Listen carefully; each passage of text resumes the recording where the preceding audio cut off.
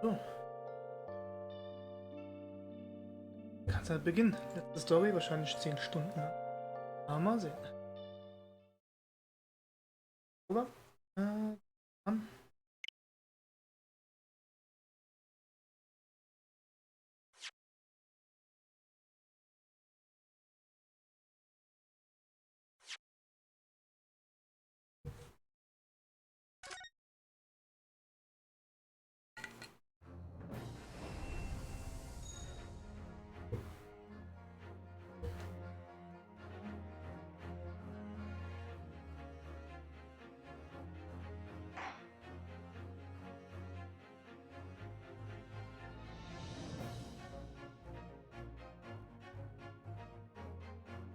Okay. 5. Geschichte. The Adventure of the Unspeakable Story. Aber mal reingucken. Oh, nein. Doch. Adventure. Pound of the Basketballs. Wenn es jetzt hier auch noch darum geht, das wäre auch trotzdem nice. Okay. Dann geht's. Episode 5. The Adventure of the Unspeakable Story. The Hound of the Basketball. It's coming! Sholmes's cry pierced through the thick wall of fog around us. Wisps of vapor flowed over the pistol as I cocked it, and I waited, breathlessly, in the stillness. The silence lasted for what seemed an eternity, until, at last, it appeared. From the shadows of the cloud, an enormous beast sprang out upon us. A hound it was, but not such a hound as any mortal has ever seen. Its eyes glowed with a smoldering glare. The whole of its ox-sized body was outlined in white-hot flames. Its rumbling pant and hideous howl, so terrified was I that I began to tremble with fear. "Look well, Wilson," Sholmes declared, gazing upon the mystical beast. "For this This is the diabolical hound of the Baskervilles.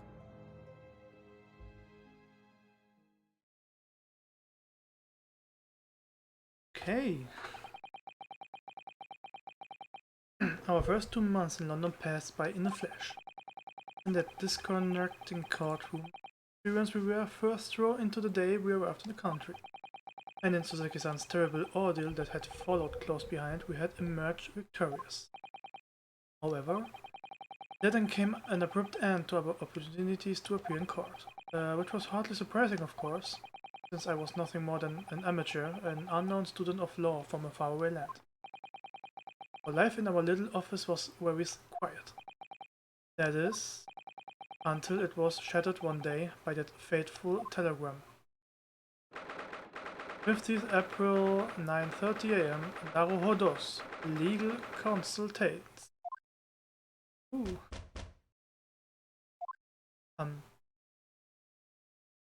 Oh, chic. That morning, I was woken by the unreserved knocking on the door by the telegram boy. But after he had gone, Susato's behavior became very obviously strange. Susan? Yes. It's time to leave for court already. Let me see, what case is it today? I don't think I'm scheduled to defend anyone at the moment, am I? Oh no, of course not, how silly of me. But I think Iris said she would make us breakfast this morning.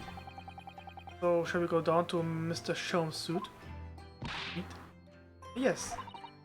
Iris makes the most delicious breakfast food. She does, doesn't she?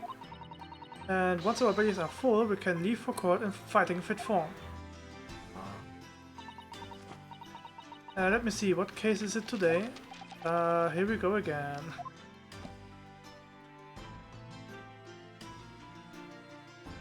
Schon bewegen oder reden? Ah, the telegram. So, what was it about? The telegram that was delivered this morning, I mean? A telegram? I don't know what you're talking about.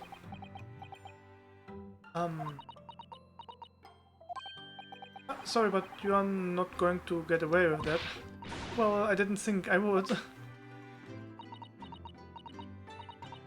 Actually, don't give it a moment's thought. It's nothing interesting. Boring, in fact. It was just a boring old telegram. Ah, that's 3 times now that she's tried to fail to convince me it was nothing. I promised that I will tell you about it at some point. Alright, I understand. I suppose Susaki-san will have arrived back in Japan by now, won't he?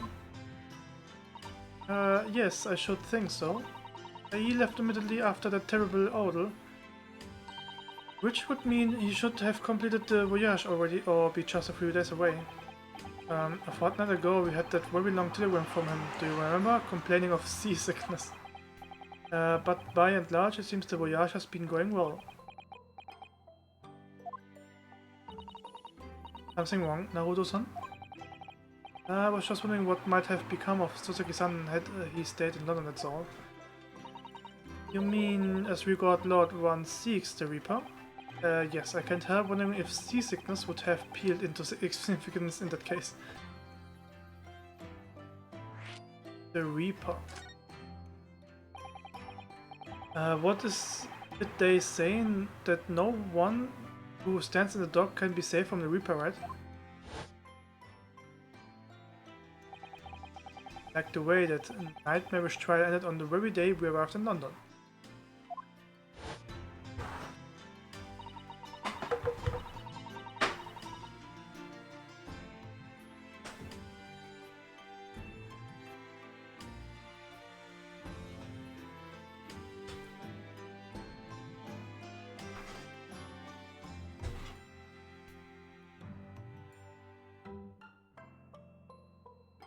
Even 2 months on, the cause of that dreadful fire is still a mystery. Yes, but at least Susaki-san is safely out of the country now, presumably that means. The curse of the Reaper can only take effect within the confines of the city of London, perhaps? Even if that's the case, it's a little comfort. I have a terrible sense of foreboding. If the legend of the Reaper is to be believed, it would mean he wields the sword of justice himself.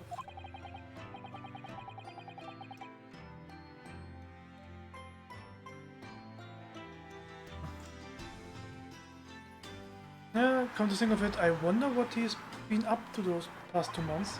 Surely not wielding that sword against more acquitted defendants. I don't know, I don't think so. Apparently Lord Van Zieks hasn't appeared in court once since our last encounter. Oh. Yes, since Soseki-san's trial, he is withdrawn from judicial service again, it seems. Really? Just like before, when he wasn't seen in court at all for several years. So it's just been me who's had to face him in his recent spate of trials then? Just my luck. I wonder if luck doesn't come into it. Sorry, what was that? No, nothing, never mind.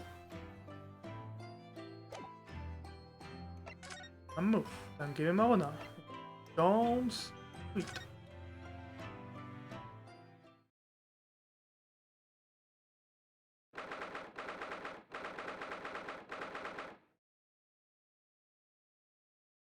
April Jones, sweet. Ah, morning Runo, morning Susi.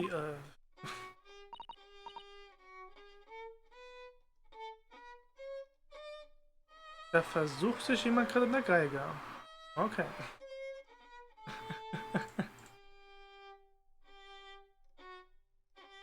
Good morning, Iris.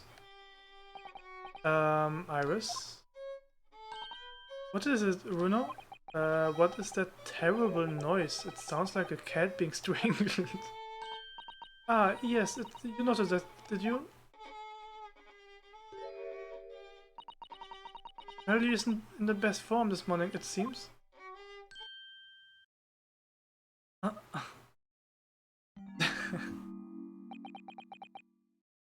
Hello.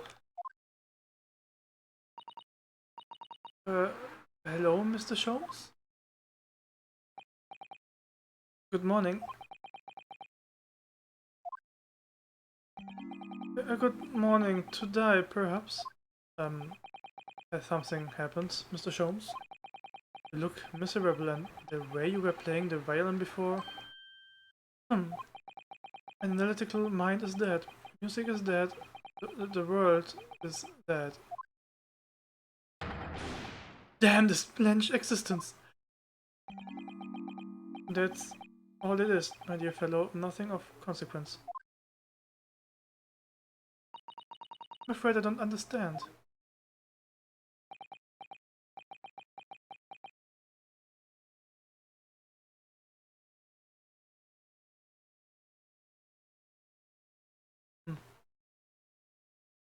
Well, Iris isn't the time we ate. Someone tried to dried toast and inspired coffee for me if it's not too much trouble.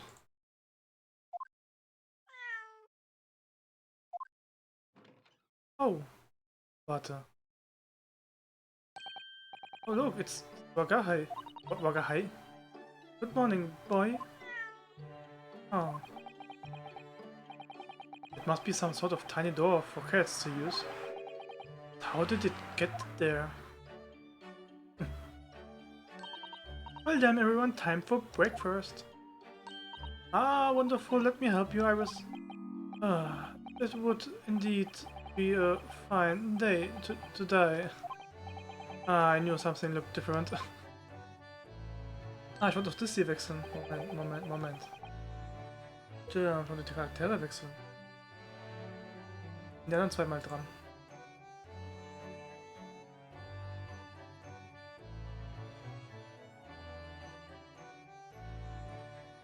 So, die drum ist immer dran.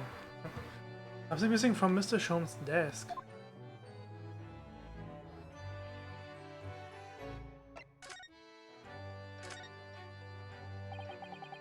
You seem to be very unhappy this morning, Mr. Jones.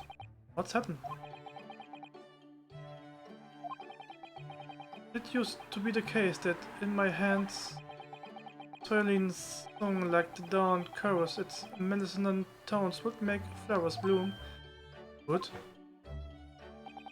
But now the muses are enemies with me.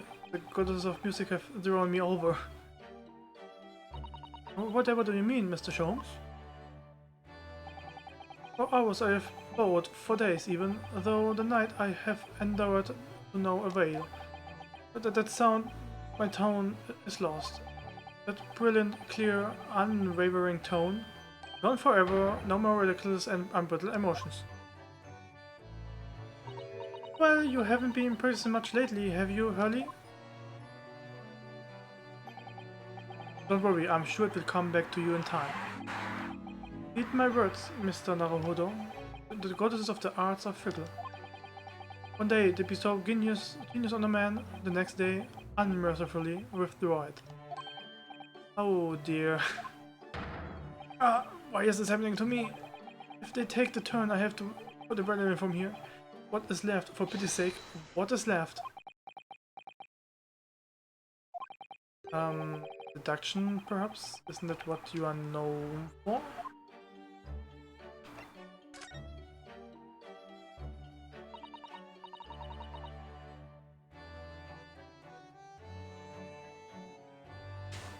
Mr. Sholmes, I don't like to pry, but...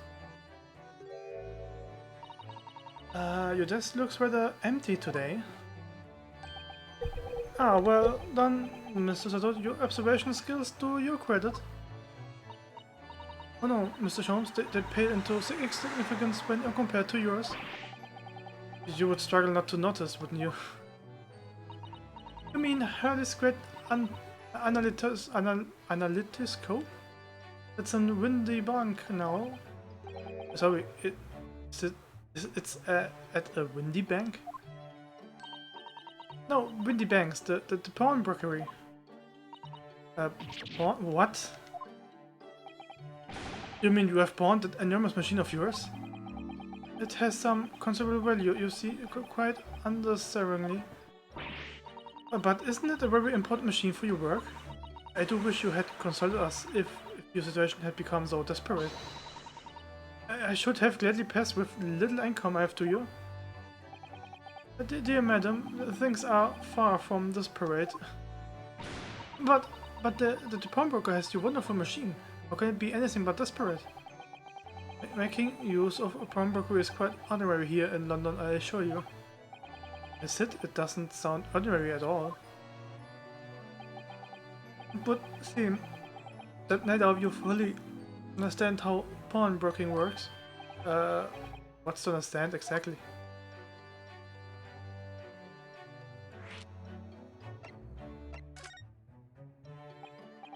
What did you mean when you said we didn't fully understand how pawnbroking works?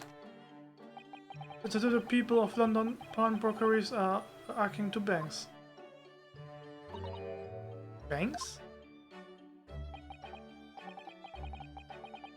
On Mondays, merchants relinquish their finest jackets and trapping to the pawnbroker of choice. With the money they receive in return, they are able to trade happily through the week. And then on Saturdays, they got to recover their things using the money they have earned. I had no idea this had been a fascinating lesson for us. Everyone does it, you see, especially people in London. And should they have money to spare, they would purchase another fine jacket. Not to wear, obviously. But to pawn should the need arise. Oh, how ingenious. So whenever we have something that's getting in the way, we leave it at Windy Banks, you see. But pawnbrokers can be thought of. Pawnbrokery can be thought of as an extremely secure world. Who would have thought that even pawnbrokers are different here in Great Britain? Of course, you have to watch Hurley with it. Sometimes he pawns things he really shouldn't. Don't you, Hurley?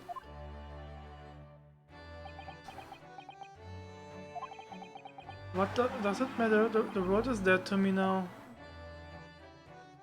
Oh wow.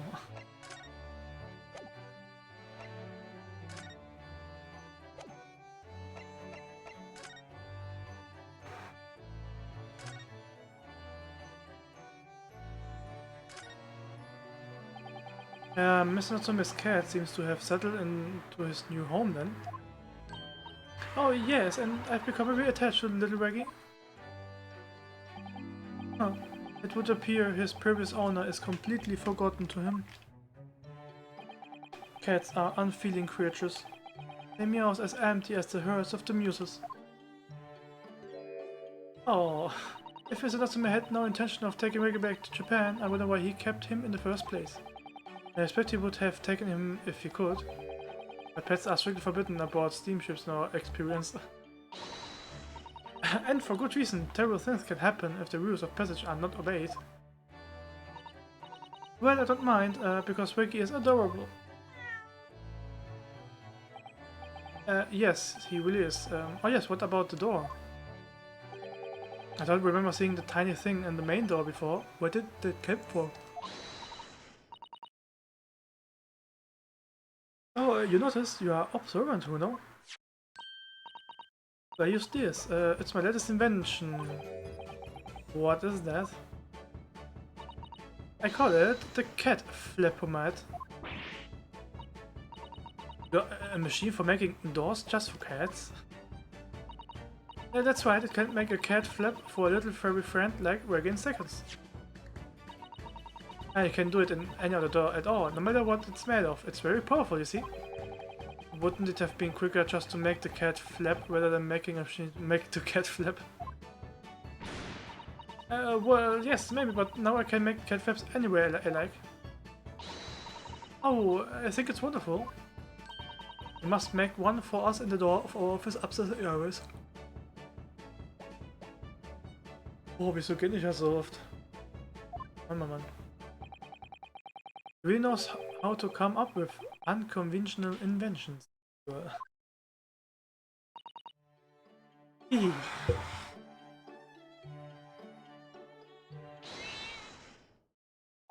Oh wait.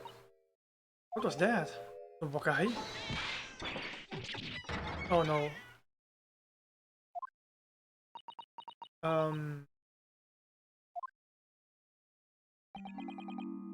What was that? Oh no! Wakai is tangled up in your violin. I think he thinks it's a toy. No, what he's doing to it? Oh no! Oh dear! Mr. Sholmes' previous violin. Why should I care? What? I shouldn't be surprised if the cat is a more accomplished musician than I know.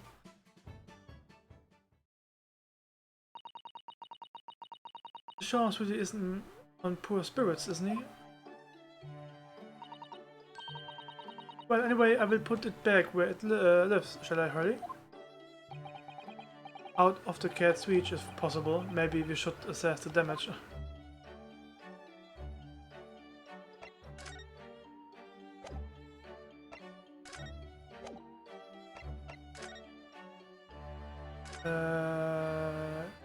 Ja. Ich noch nach rechts, oder? Ja. Auffälliges. Iris' beautiful tea set in there is the table as usual. A cup of one of her special herbal blends always helps me to relax when I'm feeling the strain. Now, the English best time of tea has many similarities with our own tea ceremony customs, don't you think? There's the idea of hospitality behind it, that's the essence of tea. Okay. Gibt's euch noch was zu sagen? Nein. Gar nicht. Looks like the huge metal chest is being used as table for tea and coffee. Seems very sturdy.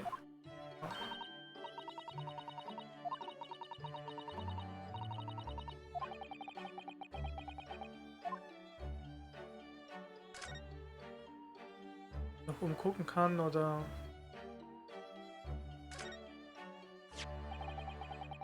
Violin, is it?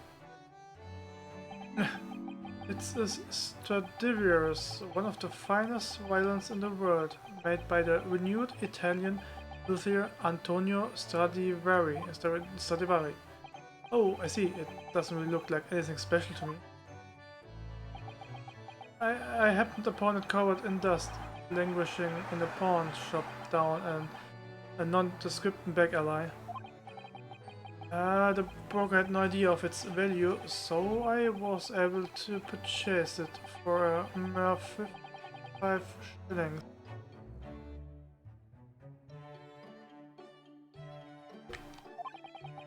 How honorable of you. And until today, it has been my faithful companion in every great Paganini-inspired performance I have made. I ask you, is there reason to live in a world devoid of music to tolerate its bland existence? No, there is none.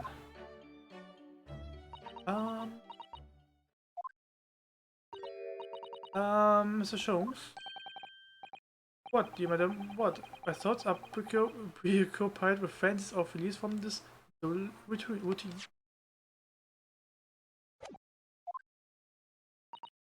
Well, it's about the violin. It looks very different to normal, don't you think? Huh? What do you mean, Miss Susato? Oh, Susie's right. Yeah, yes, the tone of the wood is completely different. And that's not all. I'm sure there was no crack here before. Wait, it's not even the right size, is it? What's this?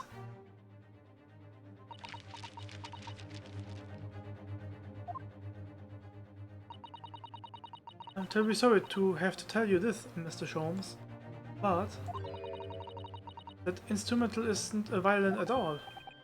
Then what? I believe it's an entirely different instrument called a viola.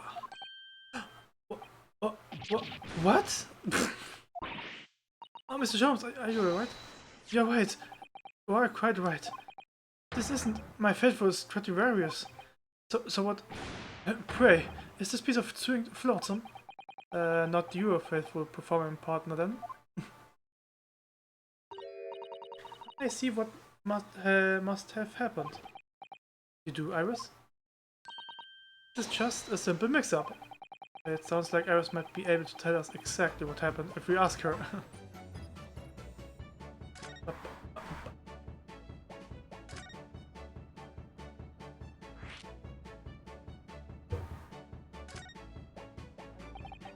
What did you mean by a mix-up, Iris? Well, you see, this viola, I mean, was at Windybank's until last week. At the pawnbrokers? Not Mr. Sholmes' beloved music partner. There's a proverb from the East with which you are no doubt familiar, dear fellows. Always let a beloved child travel. Yes, indeed. So you sent your beloved violin to the pawnbrokers in the hope that it would experience personal growth? Oh, what a wonderful idea! Last week I pawned my great and I lit this corp in order to release my precious instrument. But it would appear my Mr. Windybank mistakenly furnished me with this authority fiddle instead. But my ears cannot be deceived by the hollow timbre of this piece of timber. No, but your every sense was deceived by the fact that it just had strings. Sure, a fine state of affairs, is it? And why I always say, Mr. Naruto? Never trust a pawnbroker, they will try to fiddle you every time. But earlier you told us that you could think of a pawnbroker as an extremely secure vault.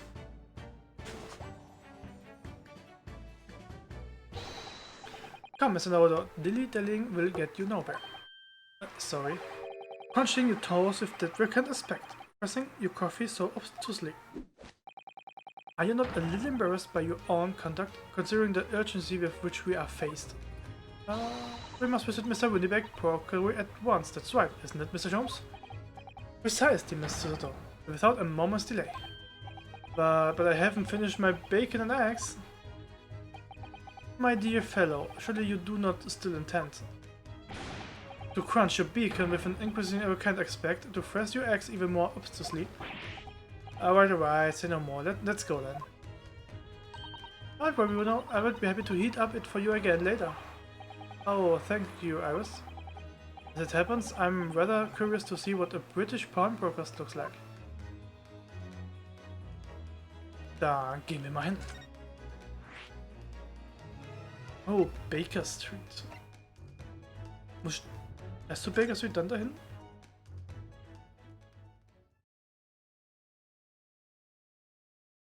Nee, ich kann sofort hin. Nice. 15th April, Windy Banks Pawn Brockery. So this is a British pawnbrokery. Oh my, there are all sorts of tools and quadrupeds in here that I have never laid eyes on before. Oh, Soto-san, and that spark of wonder in your eyes, you can't wait to score the shelves, can you? I get the impression you enjoy a place like this. Ah, yes, I don't know why, but seeing such a lot of things I don't understand is a real thriller for me. My dear fellows, let us not forget why we are here. Oh, Mr. Jones. We are calling it matters of business, not pleasure. And clearly Mr. Jones means business too, judging from the spark of fury in his eyes. Ah, Mr. Jones, sir, welcome home. Welcome back. Did you hear that praise and welcome? Well, yes, we are potential customers after all.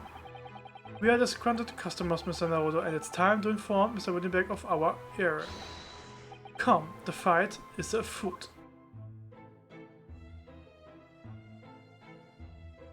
Okay.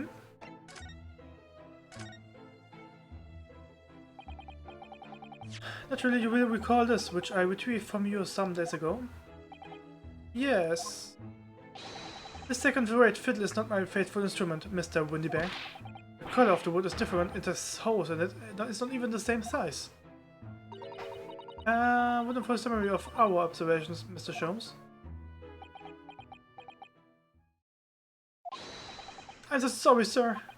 How utterly unforgivable of me. An inexcusable mistake for a pawnbroker. There's only one way to make amends.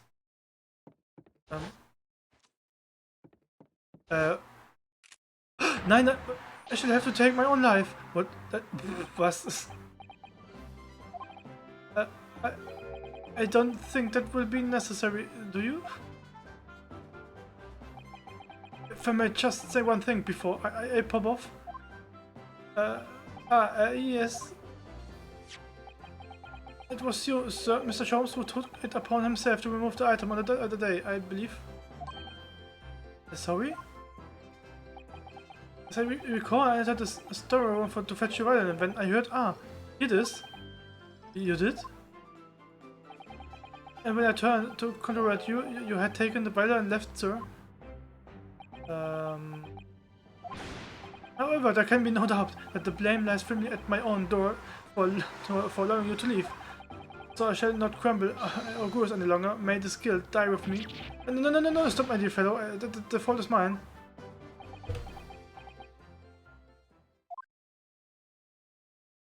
Oh, man. Oh, phew. Whew. It would appear that the fight is over. I do humbly apologize, Mr. Windybank. Apparently my questionable disposing precipitated this tragedy. Well, you wouldn't be Mr. Sherlock Holmes without that questionable disposition, no, would you? I do believe you may be right, sir. It's either laugh or cry, I suppose. You are, I must say, one of my more challenging customers. I needn't remind you of the peculiar collection of items you brought to my door in the past.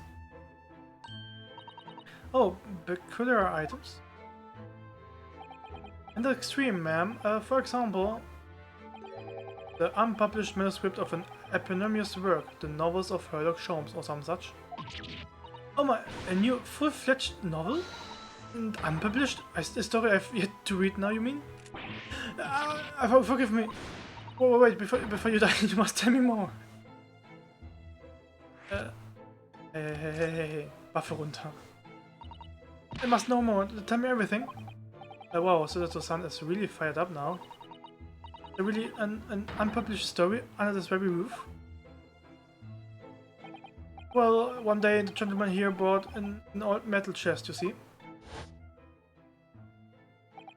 I should like to entrust this to your care for a while, Mr. Windybank. For a chest like that? 1 shilling, sir, not a farthing more. It tells something of very great value indeed. The latest manuscript, counting the adventures of one of Mr. Sherlock Holmes. I beg your pardon, a manuscript? I wish to deposit a manuscript. You wish to deposit a manuscript? Indeed I do, for I am confident it will be quite safe here. And that was that. Such Mr. Sholmes' latest tale of otherworldly mystery lies dormant in my storeroom. Mr. Sholmes, is that really true? Do I sense that someone doesn't want to talk about this? I continue to pay your fee, do I not? Then kindly continue to store my belongings securely. Of course, sir, of course. They are safe and sound with me, I assure you, all on my life. This is all very strange. I wonder, could I ask you something? Ah, a gentleman from the east, I see. Yes, that sable suit. I suppose I could offer you 6 pence for it. Without wishing to offend, the tone is somewhat dull. Sorry. Ah, but you splendid letterer, ma'am. 5 guineas, no less. Of course, exquisite. The design exotic. Eastern artistry at its finest, may I say? Oh my, 5 guineas, you say? How interesting. Why do I feel as if I've suffered some sort of defeat here? Actually, I was hoping to ask you about your business. And I've heard that pawnbrokeries are used rather like banks here in London. Yes, sir, indeed. Many of my customers utilize the establishments as you describe. I appraise their items and offer them a proportional loan and 2 months of secure storage. If, in the time, they repay the original sum to me plus the agreed interest, the item are happily returned. But what happens if they don't pay you the money? Then the items are offered for sale in my shop, as you can see on the shelves behind me. They never sell items before the 2 months has passed, then? That's right, ma'am, that's right. Which means some considerable responsibility rests on my shoulders. Should the customer precious belongings be lost, the only way is for me to end it all. The very idea, Mr. Windybank, is an absurdity. One should never talk of one's demise so casually. That's the man who was telling us all it was a good day to die only this morning. And let us not forget that I have already helped you take measure to ensure such a tragedy never occurs. What sort of measures? Ensured a simple device which Mr. Windybank has installed here in his shop. I call it the red-handed recorder. It's not so, Mr. Windybank. What's that deep sigh about?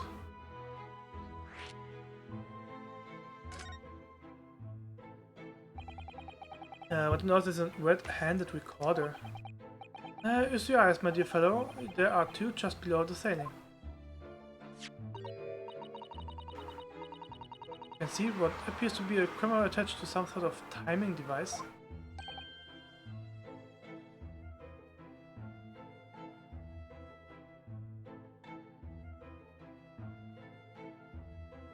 Very astute. This is indeed a camera furnished with some 100 pieces of celluloid film. And every 30 minutes precisely, the camera automatically records the appearance of the shop. Here, I have an example I can show you. Okay. Yes, a print from the camera set to record the activity at the shop counter. Okay, das wird bestimmt als Beweis dann später dienen. I developed a special type of film so sensitive it produces a crystal clear image even in darkness. Really, that's extraordinary. Yes, you can clearly see the count and the door behind it. Look.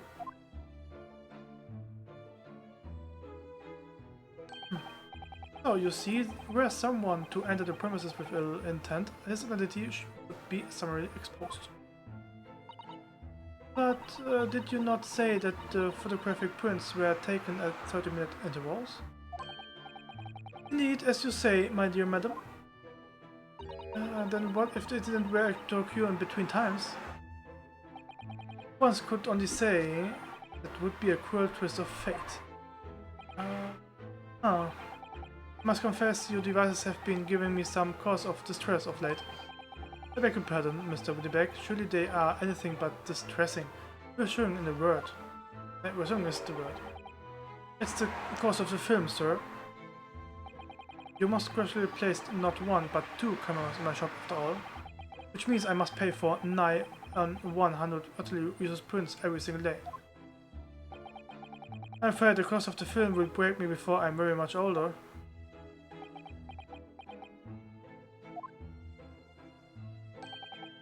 Nevertheless, a small price to pay to ensure the safety of my preferred pawnbroker, you know.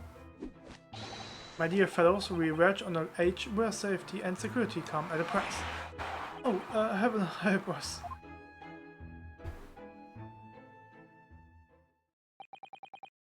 Now then, Mr. Holmes, allow me to return your precious violin.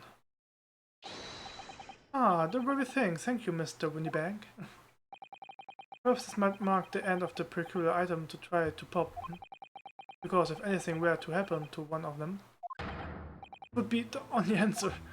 I really think you ought to stop waving that gun around. Someone could get hurt. If you're not... Sorry. I've only loaded a single bullet, so no one but myself could possibly be harmed. That's not really what I meant. Good day to you then, Mr. Windybank. It's been a pleasure to us as always, Mr. Holmes. So, Mr. Naruto. Now we can explore it at last. Wuhu, muss ich das?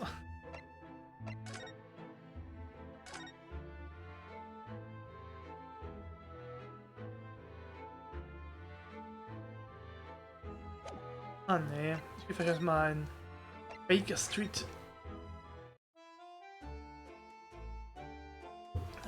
Ich glaube hier gibt's nicht.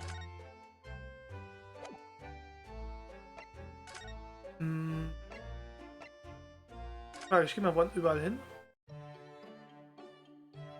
Ob sich was ändert. Ich denke, ich war wirklich unter einen Raum da untersuchen. Okay.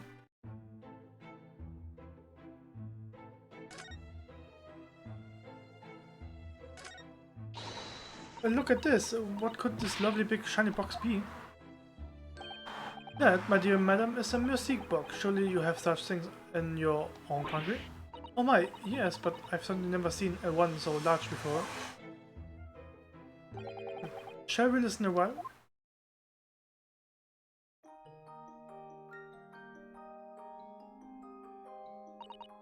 Ah, what a sublime sound.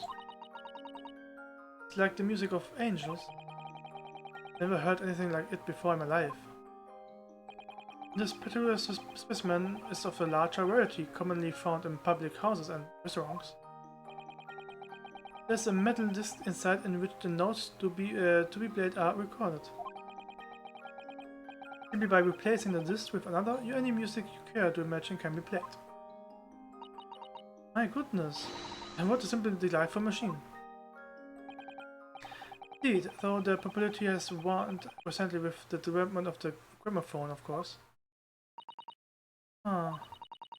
Science and technology advance at such an overwhelming pace. Yeah. Oh, look at this, whatever could it be used for? I have no idea.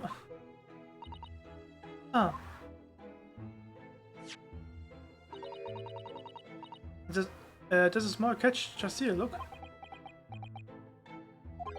We are going to open it, aren't we?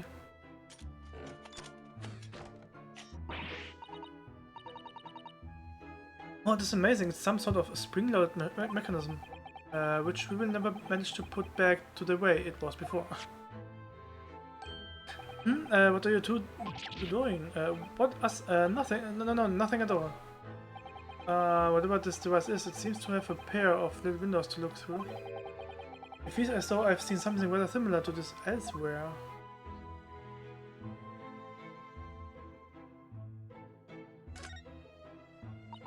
Now what do you suppose this rather enormous machine does?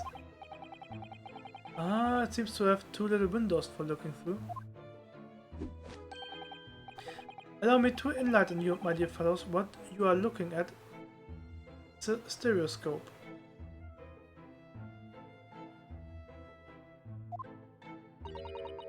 A stereos... Fascinating.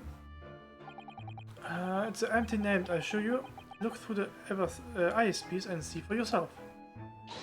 Oh, I should be delighted to. Excuse me a moment, while I just have a look. Just before you do, there's something I should point out. Dear fellows, in order to see the image properly, stereoscopically, as it were, you will need to be cross-eyed. However, if that is beyond you, it is of little consequence today. Alright then, I'm going to try it.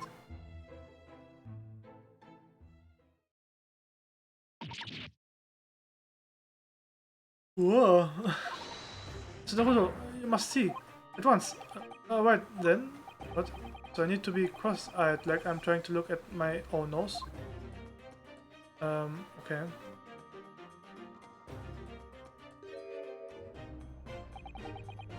What the...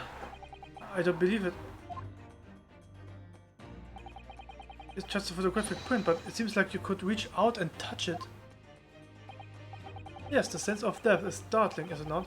Stereoscopes are one of London's many facts. They are often found in little stairs in the park. People queue for hours to see them. Why? Why are people meddling with such black magic? Is it no magic, my dear madam? It is, well...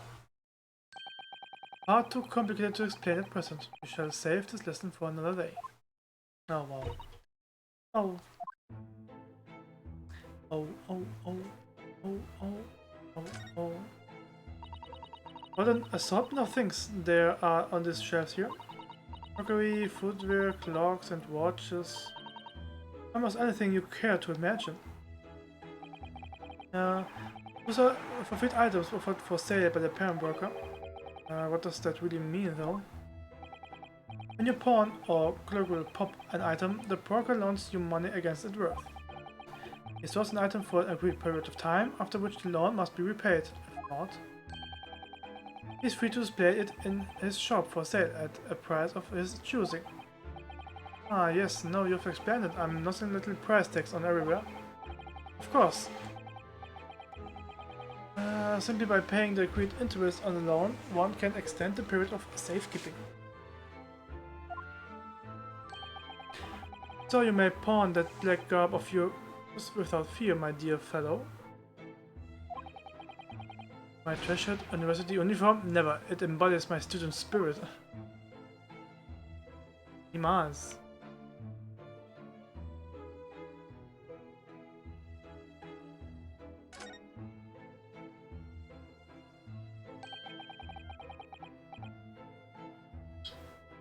It's not a calendar you could easily miss, is it? 15th April, today's date. Yes, that's not for sale, I must point out. It's an Eastern-style page-a-day calendar. Every night at midnight, I tear off the front page to reveal the following day's date. A perfect calendar for a tear-away fellow such as yourself, Mr. Windybank. And who was it who walked out of here with the wrong violin before? Well, when the agreed storage period has passed without repayment, articles are forfeited, you see. So I have to keep a close eye on the date. It's something of a pawnbroker's obsession, you might say. Ah, yes, I can see you are very addicted to your job. What? Only 2 points for it? That ain't fair, you know it. Yes. The tickle is barely worth a penny, miss. I cannot offer more. What? Sounds like there's an argument brewing over the counter. Come on, that can't be right. Are you even at a proper purchase at it? I've seen all I need to see, young girl. Oh no. Wait, don't we know? I'm sure I recognize her. Oh yes, it's the young lady from Mr. McGill's trial 2 months ago. My name is Gina Lestrade, my lord. She's a chancer, earns her crest among large crowds, relieving people of their purses. What's commonly called a pickpocket. Oh no.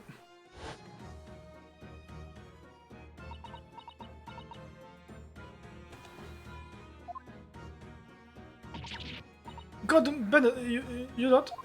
What? Oh, nein, ist die Waffe. Ist sie nicht zurückgegeben? Hello, Miss Lestrade, I hope you have been well. What do you remember me then, do you? Well, I remember being completely surrounded by smoke, that's for sure. So, what are you doing in here? Not out like the rest of us, nothing to eat, come to pop that black whistle. Sorry, code, Avia. What is it about that black uniform that makes everyone comment on it? Ah, good day, unless I'm much mistaken. You would be the young pickpocket who stole our experimental smoke grenade launcher. Miss Jones. Oh, you have something of failure to pawn, do you? Allow me to see the article and I shall negotiate with Mr. Winneback on your behalf. Pull the other one, I don't need to help from some stucky up deal. Get out of my business, go on, or I will make trouble for ya. As you wish, Miss Lestrade, I will happily remove myself from your presence.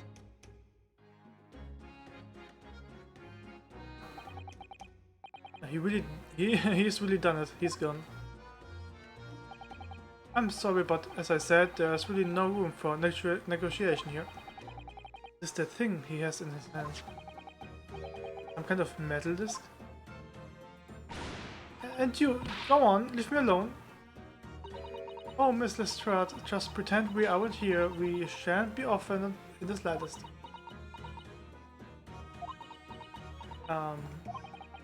Susato-san can really stand her ground when she wants to. Whatever.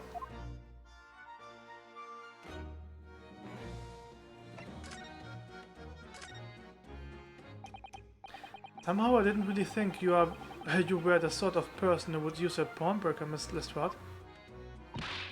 Yeah, well I am, alright. I am a Londoner just like everyone else. That's a problem, is it? No, not at all. I just that, well... Oh, I get it. Now what you're thinking. That thing probably don't even belong to her. Probably got into the drive, did she? Yeah, I can see it written all over your TV chase.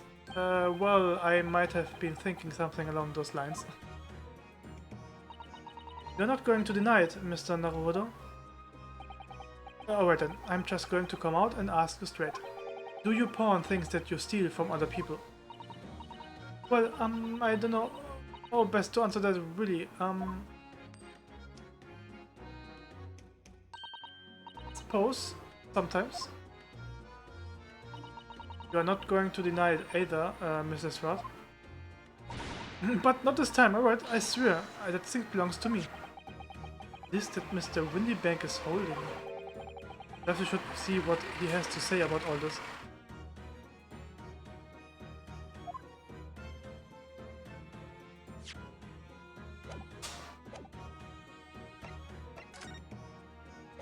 Okay. Ups. Das muss ich ihn fragen. Wahrscheinlich.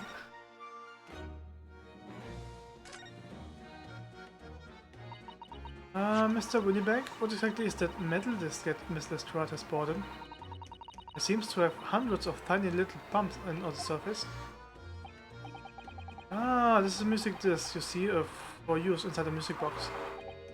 In the music box?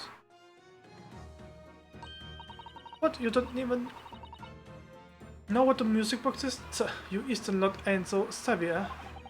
I know what the music box is, I just never seen one of these discs before. The small protrusions on the metal disc encoded a tune to be played by the music box. Simply insert a disc and set the machine going, and beautiful music plays. It's so incredible. Tell us what tune is on this disc. Well, I'm afraid I couldn't tell you that.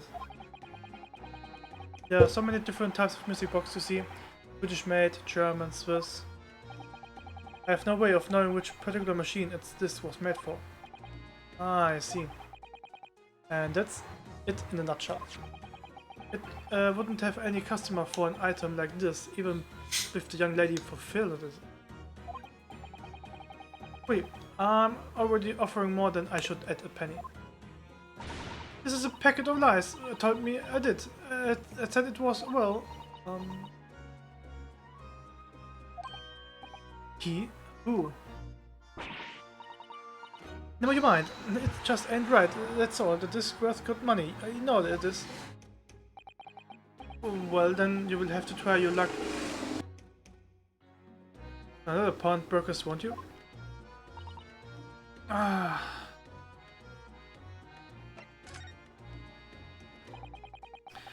Ah, she's been in before, of course. This little main alone. I see. I bought some dubious article or order with her every single time, I'm a dad. Dubious? What are you trying to say? I'm an honest customer, me. So, is there something dubious about the disc you bought in today? Oh, well, if only it were that simple. Sorry, what do you mean? With the actually bought, it was a storage ticket.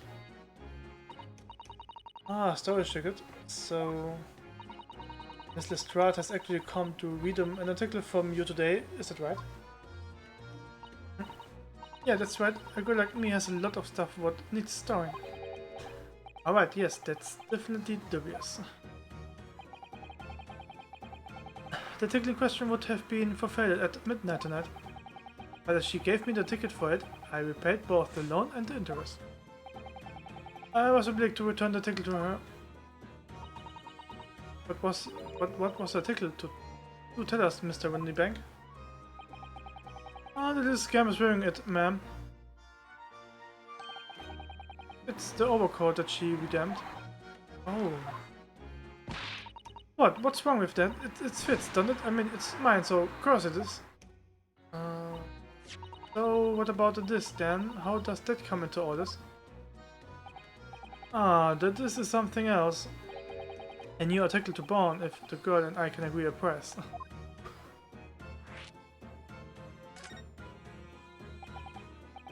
I'm confused. I thought you said that Miss Lestrade bought in a storage ticket today. It's really quite simple. Yes, the child brought me a storage ticket and the money on this, as you say. For this heavy black coat which you returned to her care, as I would understood it. That's right, yes. And rather unsurprisingly, as soon as the little ragamuffin put the thing on, she went rifling through the pockets. Oh, you mean... What? No, it's true to stare at the lady. Ah, I see. So it came from the pocket of the overcoat, did it? Did it? Oh. If you mean this, then yes, exactly, ma'am. And she immediately tried to pawn it? For quite a high price as well. This is always suspicious, I think. Give it up, I'm just trying to pawn something like anyone else would. Mrs. Robb, may I ask you to deposit the overcoat here in the first place? Well, me doesn't really appear to be your size. Me old man, it's me old man's, isn't it? Is it Miss Lestrade? Yes, this is definitely all rather suspicious.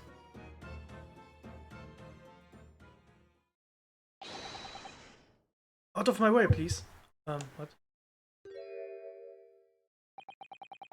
Who's this picture postcard English gentleman? Ich glaub, der stirbt nie. Good day, you ladies, gentlemen. What's your problem, huh? There's no problem, as long as you remove yourself. I have matter to discuss with the proprietor. And if you intend to make a problem of it, I shall see you outside, little girl, for the hiding you deserve. Look, ain't it obvious? I ain't done talking with him yet. If you think you're such a gent, you should know how it were to in line. Well, you are an impudent little brat, aren't you? As well as a pickpocket. Huh? Who are you? You would know who I am. The question is, how do you not know who I am? You haven't the courtesy even to remember the faces of your victims. What, you mean from you? Broker? Yes, sir. I believe this filthy poker thief has just redeemed an article from you now. Yes, the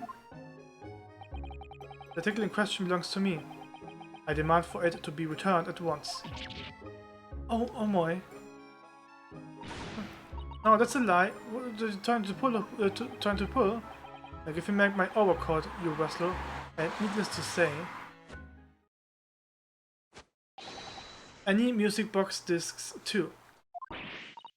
No, you can't have it. I just can't. It's me, old man. Or it was. No, it's mine. Goodness, Mr. Naruto. It's a very awkward situation.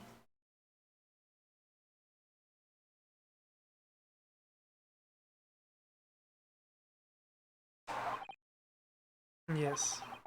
I think perhaps you should hear both sides of the story in a little more detail.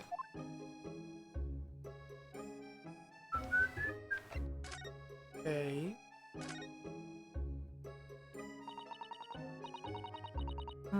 Miss Lestrade is what the gentleman is saying.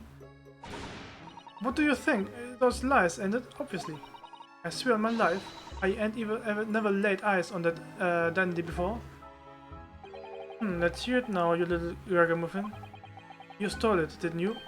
That ticket you bought in here just now. No, I swear to God. It was barely an hour ago. I was walking along the street, minding my own business, when this little godling ran into me. I knew at once what had happened. I've been robbed yet again, I thought to myself. Those wretched pickpockets. Yet again? Oh yes, as you can see, I'm a man of imperceptible style. This isn't the first time that I've been targeted by these back slum scoundrels. Now then, relinquish my overcoat. Come along, Miss Lestrade, give the good gentleman his coat back. If you're going to cause trouble, I shall have no choice but to call the police. Oh, then why is everyone think it's me? Just look at this dandy cove and you think I'm the dodgy one? I'm sorry, but no one's going to believe you. Well, what about evidence? Yeah. Where's your evidence that I've stolen someone? Come on, let's see it. Oh, I have evidence, naturally. You what? Evidence? Evidence that the article Miss Lestrade redeemed actually belongs to this gentleman? Now, of course, we need to consult Mr. Winnimax's ledger to know the truth. We'll be able to look up the name of the person who deposited the article in the first place. Ah, yes, brilliant. I'm very sorry, but I'm afraid that wouldn't be possible. Oh. I never ask customers' names, that's a strict policy of mine. But why not? Well, now, as you can imagine, some of my customers have circumstances to consider. A great many of them prefer to maintain their anonymity. Ah, yes, I see. Then how can you know if an article belongs to the person asking to redeem it? Oh, it's quite simple. Good sir, may I trouble you for the watchword associated with the article in question? Of course, it's...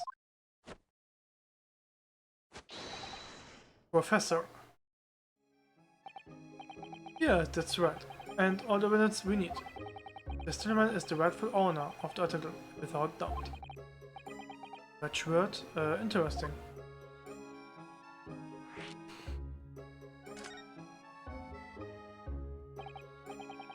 So about these watchwords, Mr. Winnipeg, as I just explained, I never ask customers' names when they deposit items with me.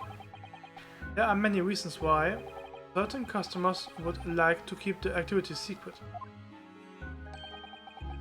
That wasn't exactly a subtle glance at Mr. Sholmes now, was it? Great detectives have no dark secrets, not at all.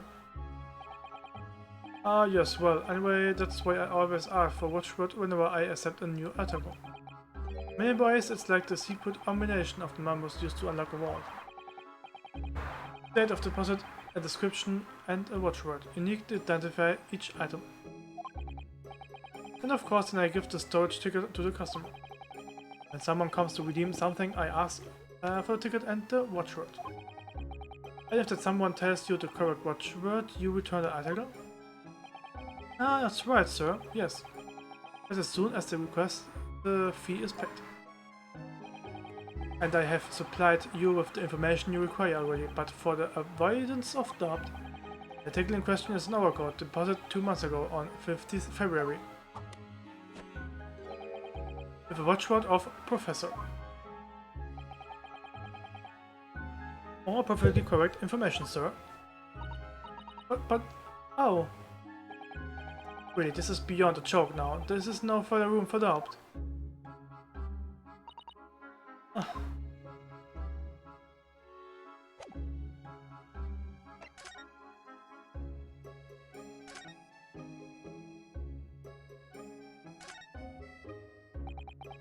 Excuse me, but who are you?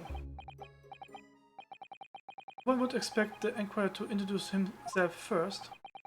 Though clearly you are not British, so perhaps our ways are foreign to you. Oh, sorry, yes, we are from the Empire of Japan. We are studying here. Oh yes, Japan. I've heard talk of the place. Its inhabitants live on some fiery brown-colored soup dressed up with exotic spices. You might be thinking of somewhere else. And what was that theatrical gesticulation about? Perhaps anyway, if you are a gentleman, sir, you offer your own name first before inquiring after the name of another. Of course, yes, I'm Ryunosuke Naruto. I'm a lawyer, well, a student of law, really. My name is Susato Mikotoba. I'm Mr. Naruto's assistant. I see. My name is Benedict. Yes, Eggert Benedict. Enchanté. Enchanté. He's so refined in how he holds himself and how he speaks, but that name is suspicious. Now, to the matter at hand.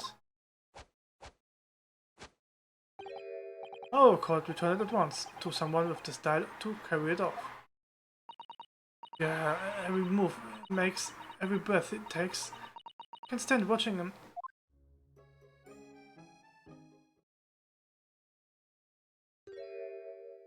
Okay. Kurz mal das Gesicht waschen. Ich bin gefühlt ein bisschen müde. Was der Grund bin ich vielleicht da?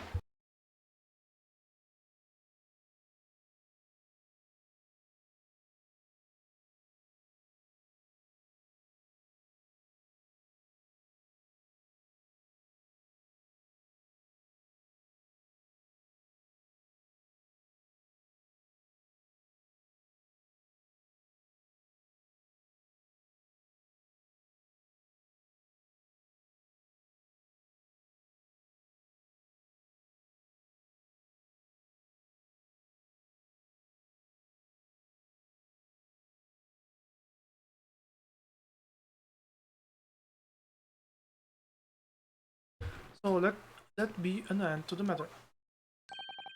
And thank you for custom, Mr. Eggert Benedict, sir.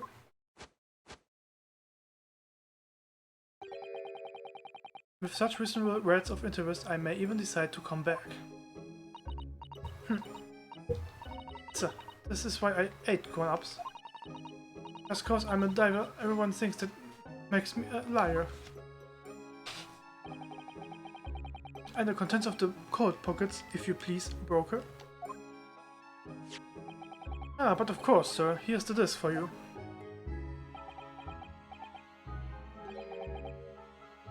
Just this one? Pardon, sir. I was expecting another, I deposited another. Another disc? Oh, oh dear. I regret to inform you, sir, that what was deposited with me was merely the overcoat. The disc happened to be in one of the pockets, but I was completely unaware of it until now. So, Gatling, you are hiding more of what's rightfully mine, aren't you? Say who, huh? I don't know nothing about it. Very well. And I shall bid you farewell, say goodbye to style. Wait a minute, that disc? It's mine. Ah, what do you think you're doing, you little tramp? You have drawn blood, you filthy animal. Oh my, yes, there's blood on the disc. Because of all the sharp little bumps. The man must have scratched his finger on them. I found it first, alright? I mean, it belongs to me, old man. So you're not having it. Wait, you take it. Me? If hang on to it, they will have all of me again, so you keep it all of it. Mrs. Pratt, why is this so important to her? Okay. You there, in the black livery. Hand that disc to me at once, please. No, don't. He's lying. Grown-ups are all liars. What do I know now? Well, I'm going to resolve this. Evil.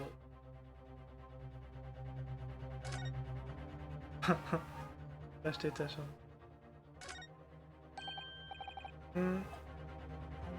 Mr. Sholmes, what are you examining with such keen interest in there? Do you enjoy a bar of caramel, I see?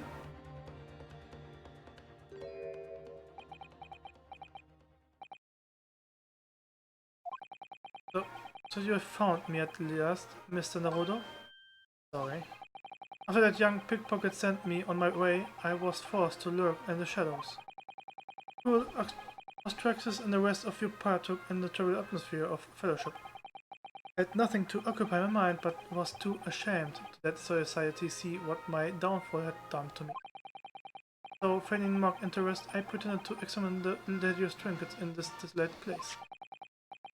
Twice, as you shrewdly observed, ignoring on the only friend I have left, this 7% solution of caramel. Pray, do you claim to understand the depth of my despair, Mr. Naruto? But how could you? I was so lonely. So desperately lonely. Then why on earth didn't you join the conversation? Things have gone from bad to worse here, you know. Yes, I overheard much of your conversation. Or rather, in my craving for human contact, my ears devoured every word that was uttered. You really were sad, weren't you? Poor Mr. Sholmes, I feel simply awful for you. It would seem that my inferences are correct. Oh, sure you are not about to tell us that you have solved the entire case at once again? My dear madam, sometimes I wonder where my genius for deduction to be commentized. How much could I pawn it for? Seems Mr. Sholmes had another of his flashes of inspiration. But who knows if it will help to resolve the situation between Miss Lestrade and the mysterious gentleman. What's the right thing to do here? Listen to deduction.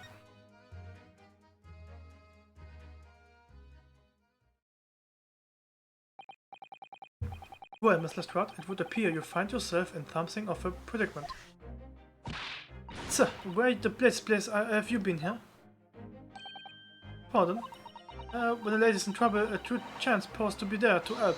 Straight away, not an hour late. Harsh. And who, pray tell, are you? Mr. Agate Benedict. You have in my eyes a veritable encyclopedic array of curiosities about your person. Nevertheless, there are two immovable conclusions I have drawn. I beg your pardon. The first is this. The true reason for your visit to this pampery today is something you have not yet revealed. And the second is this. A considerable crime is in contemplation, and one you will orchestrate with an intent to steal a vast sum of money. Well, Mr. Benedict, what say you to my deduction? How? He turned as white as a hard-boiled egg.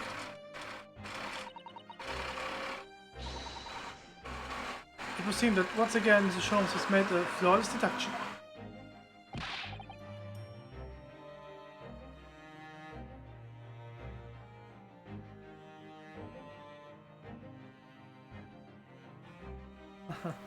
That's what do you think you are, sir? Ah, yes. As I hoped. That is precisely that pained expression I was looking for. Close. So, shall we begin? The time has come for yet another Sherlock Holmes logic and reasoning spectacular. By deduction, the game is afoot. Topic 1. Mystery Man's Thing. First of all, we must ask ourselves on what business you ventured to this pawnbroker today. You claim to have followed this pickpocketeer, having had the redemption ticket stolen from you on the street. But that is most certainly a lie. The real truth is something quite different. As revealed by that which you hold in your hand. Yes, what brought you to this shop in the first place is the staff recruitment flyer. The piece of paper in your hand is a staff wanted advertisement from this very shop. Yet even the most observant would soon realize that a man of your appearance has no need of such employ. In other words, there is some ulterior motive for your actions.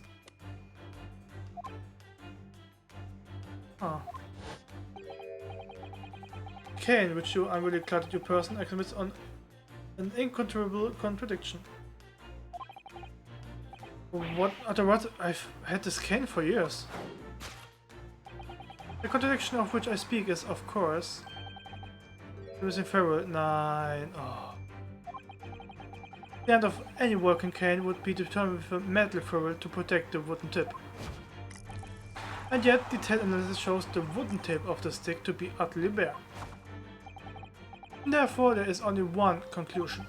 The rod that you hold in your hand, which appears to be a working cane, is in fact no cane at all. You recall, sir, is something wrong? Well, And in your recalling, you inadvertently facilitate the answer of the next conundrum to present itself. Namely, what is the truth behind this rod you bear? Yes, your reaction betrays the truth. The handle, which you evidently would like to concede, is the key to understand this riddle, you see. The moment I saw it, my suspicions were aroused. What working cane demands such a stoned handle, muse I. But of course, as I said, this is no working cane. Not that works.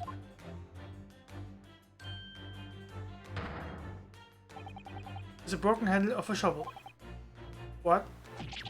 Are you insane? And now, having determined this undeniable truth, the conclusion is clear. Your true motive for coming here was to take employment at this establishment in order to excavate the ground beneath the premises. A calculated crime you have to convict, sir. A wicked, calculated crime. Okay. Solution to tunnel underneath the pawnbrokery.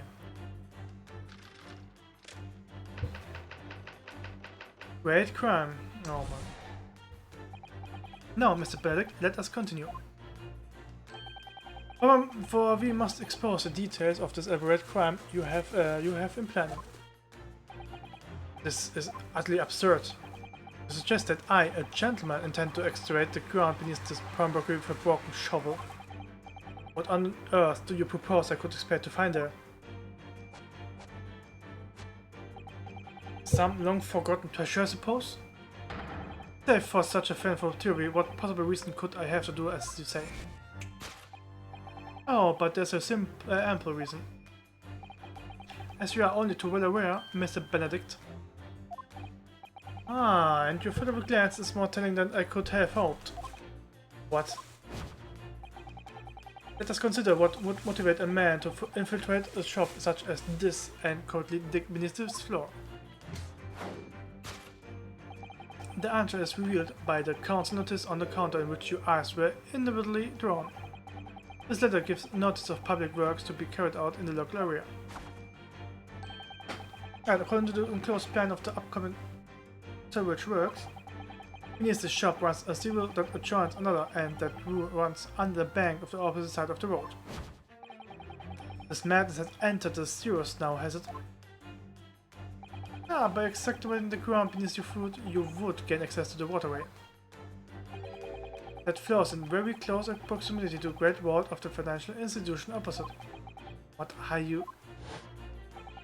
In summary, sir, you devised a master plan to pull off an elaborate bank robbery by dint of the underground tunnels. Master plan? Which brings us at least to the final chapter of this regime.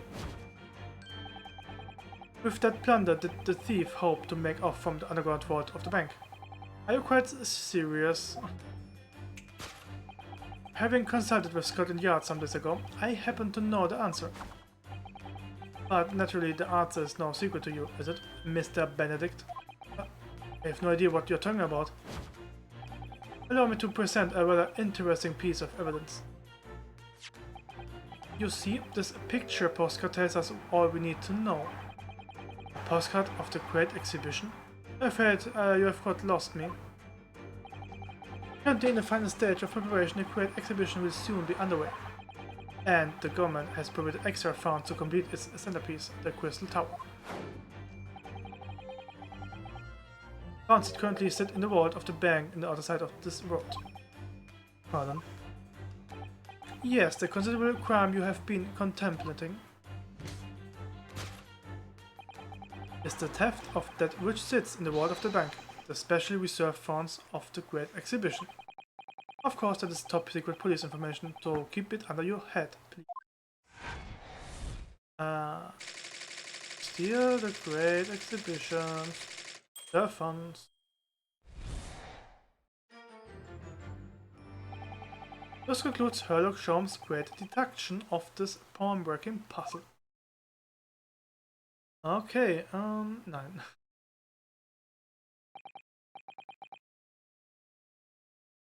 Mr. Holmes.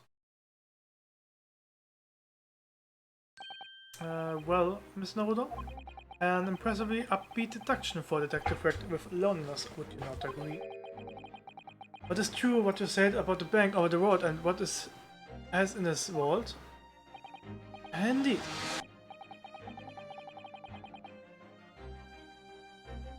Indeed, so few know of its existence. It is one of the government's most closely guarded secrets. Rickson told me in the strictest confidence. But you just announced it to everyone here, rather loudly in fact.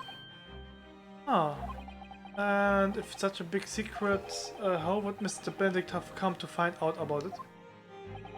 There can be but one explanation for that. Clearly it is because the man is a criminal. But what if he didn't know about anything about the money in the world, if he is a criminal as you said? Then buying a brand new shovel is sure to be the first thing he does now that you have revealed the secret. Oh. Or if he doesn't?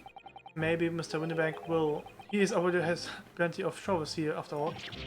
Oh my life, I assure you, I'm not so unscrupulous. Well, hopefully this has taught you a valuable lesson. Sensitive information must be handled with the utmost of care. One can never be sure that someone privy to secrets won't disclose them, and once the word is out, it's out. Perhaps I think twice before confiding in you next time, Mr. Shows. An excellent idea, Mr. Naruto. An excellent idea. Haha. Well then, Mr. Naruto, you know what to do, I'm sure. Yes, let's listen to that great deduction again and see if we can message it into shape. Aber davor würde ich mal kurze Pause. Was weitergeht? Noch gleich. Ja.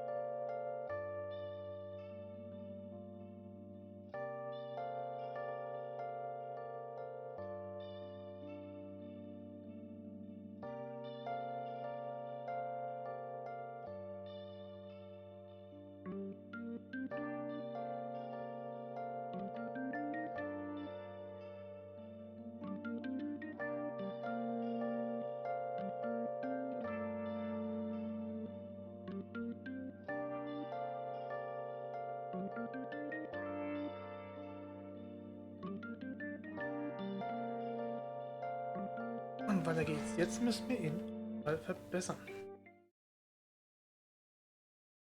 Los geht's. Very well then, let us start at once from the beginning. Of Herlock Sholmes' magnificent logic and reasoning spectacular. Course correction. Hold it, Mr. Sholmes.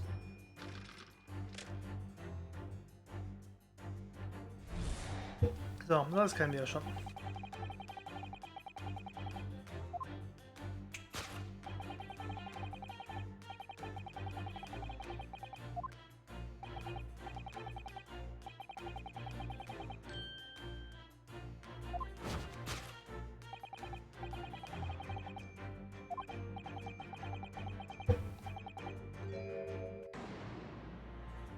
And now, here. So. Mr. Holmes' reasoning. Then they come here to order to apply for a job, so he could dig down to the floor. Yes, it's done to turn into the service or to gain access to the money in the vault of the bank across the road. But he wouldn't get very far with a broken shovel, would he? No, I think it's fair to say its motive lies anywhere. The question is where? What did bring Mr. Benedict here at this particular point in time?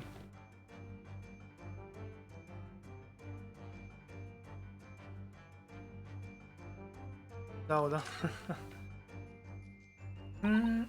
Oh, look at all the scribbled notes on the back of the flyer here. I don't believe it. What is it? Listen to what it says. Name, Gina Lestrade, height 5'2". Green cap, scuffy waistcoat, quippy white shirt, blue saddle, weight. The detailed description of Mr. Lestrade. Goodness. There's even a sketch of her head and all. Although if he showed it to her, she would fire that smoke grenade launcher at his face for sure. And look, the details of the shop have been written down there too. Windy Banks, Pawnbrokery, Baker Street, redemption deadline 50th April. Here's today's date. Why would Mr. Benedict have all that information scrawled on the back of that piece of paper?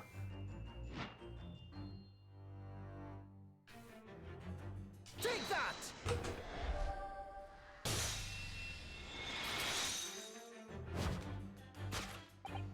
Yes, what brought you to this shop in the first place is the info about Miss Lestrade. Quite so, my dear fellow. It would appear that the writing and sketch under the reserve of the flyer. Return to the pickpocket Miss Lestrade and to Mr. Windybank's pawnbrokery here. You originally told us that you had merely given chase after Miss Lestrade stole the redemption ticket from you. But that, sir, is a thinly veiled lie. It is the information on the back of the flyer that led you here today, by which I mean here to Windybank's pawnbrokery and today the redemption decline of the overcoat. So you waited outside for the young girl matching the description you have written down to arrive. And you have gone to some lengths to hide the reason for your pursuit of Miss Lestrade. In other words, there is some ulterior motive for your actions. Okay, ja, das... Ich mal durch.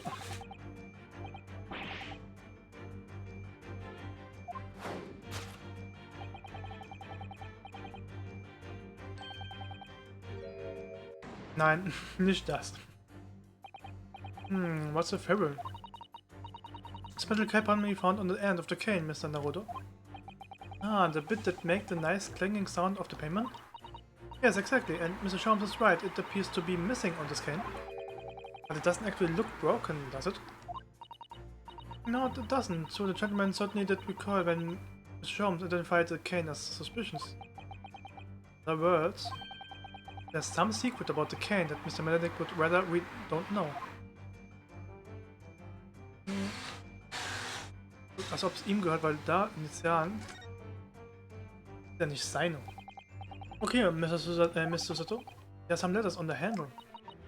Ah, yes, this must be initials, I think. In the West, it's customary for people to engrave their belongings with the first letters of the names.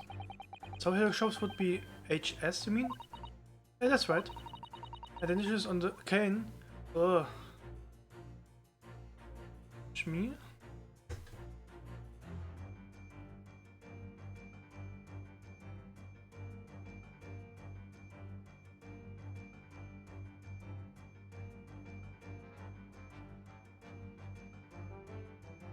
Okay.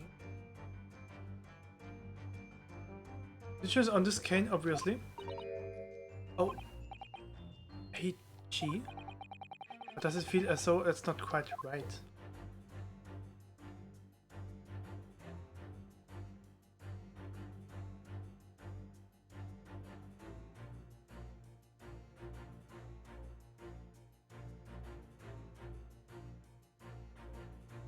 Take that! Das stimmt auf jeden Fall nicht. So, the condition of which I speak is, of course, the initialing. A most astute observation, wouldn't you say, Mr. Agate Benedict? We are led to believe, sir, that your initials are EB. Yet, in the most positive manner, you have in your grasp a cane bearing the initials AG. An incredible contradiction indeed, would you not agree? No, you are wrong. This cane isn't... You said before that you had that cane for years. So don't try to tell us that you just borrowed it from a friend or found it in the park. In short, I thought you owed yourself to be a gentleman. You have withheld your true name.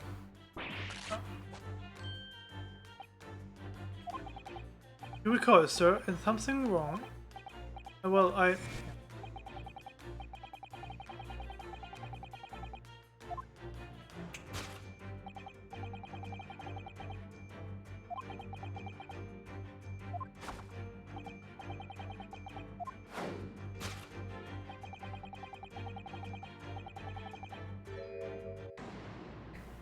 Wollen wir es vielleicht aufmachen? Let's consider the bare bones of what happened here. Mr. Lestrade redeemed. A fine-looking overcoat. And now a mysterious man has appeared, introducing himself with a fake name. And claiming that the overcoat belongs to him. But we know that he actually identified Mr. Lestrade from written description. Which says that everything else he's told us is untrue. So what we need to do here is somehow prove that the overcoat cannot possibly belong to him. Oh. Custom Teufel.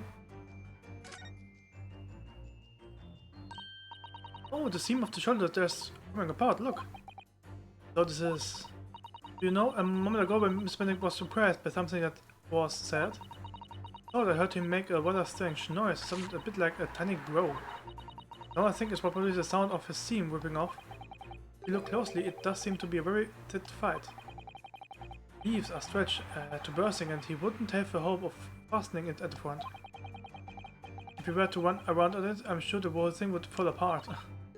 Ah, that I'd like to see. Sorry. So how can we make Mr. Benedict run around? Really given this some thought. Take that!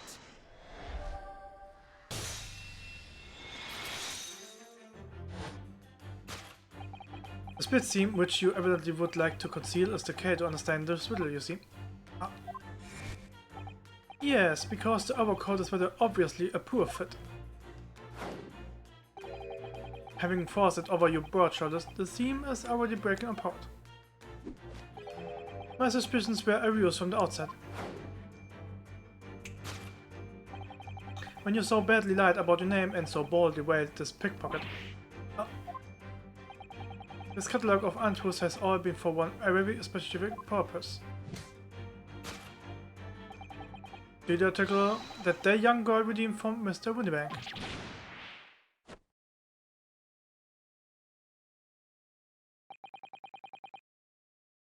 But what really irks me is this.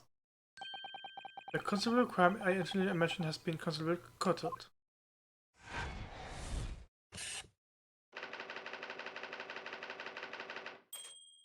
Normal redeemed item.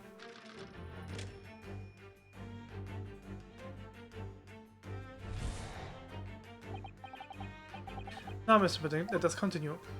Yes, we must explore the details of the elaborate crime you have been planning. This is utterly absurd. Just that I, a gentleman, designed a reason to fill some truly article of panache. Have you forgotten that I redeemed the article in the proper manner using the watchword? Had I not been the one to deposit it in the first place? How could I possibly have known the relevant details in the support? Oh, but the watchword can be discovered. As you are only too well aware, Mr. Benedict.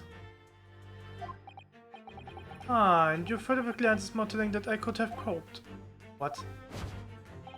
Let us consider how one might come to learn the secret watchword relating to the parent property of another. The billet is relevant, but the council notice on the counter to which your eyes were inwardly drawn. The direction of the deduction must change rather dramatically now, I think. Yes, no more talk about tunneling into the rivers. Which is pity because it also sounded rather exciting. Anyway, you can't deny that this mysterious gentleman did know the watchword. Yes, Professor. If you didn't know that word, Mr. Windybank would never allow you to redeem the article. Oh, looking at it another way, if you did know the word, Mr. Windybank would allow you to redeem the article whether it was yours or not. The question is, could this gentleman have found the watchword out somehow?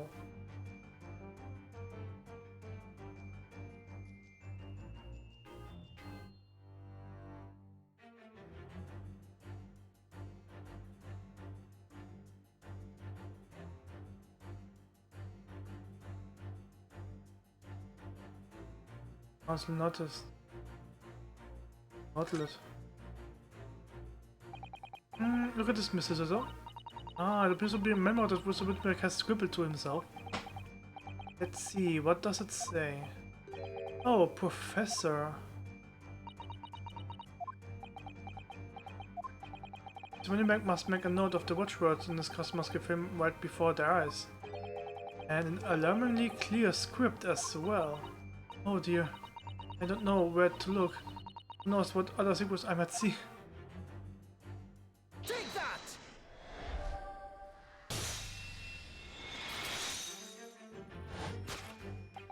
The method is revealed by the knotlet on the counter to which your eyes were inwardly drawn.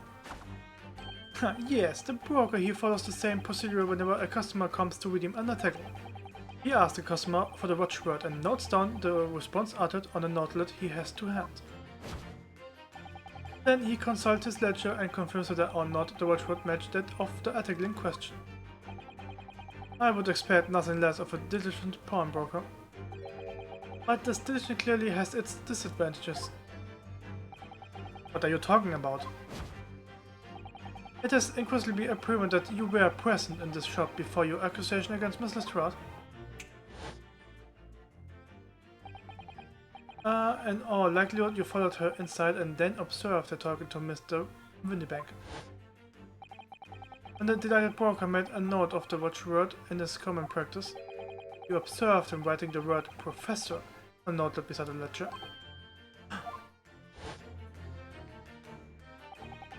And that, sir, was the master plan you devised to steal a parent article from the young Miss Lestrade. Master plan! Which brings us at last to the final chapter of this lurid scheme. Why would you go to such lengths to redeem that particular article from this pawnbroker? Are you quite serious? For an ill-fitting overcoat hardly seemed to justify the effort, much less a worthless music boxes. But naturally you have had very good reason to make them yours, didn't you, Mr. Benedict? I have no idea what you are talking about. Allow me to present a rather interesting piece of evidence. You see, the picture postcard tells us all we need to know. The articles we are talking about are the overcoat and the music box disc was in one of the pockets, which according to Mr. Windybank isn't even worth a penny, and yet this man went to such lengths to steal them. Why? I wonder if perhaps we already have the evidence we need to explain it, Mr. Nodo. But we really? I better have a thorough look through all the evidence we collected so far.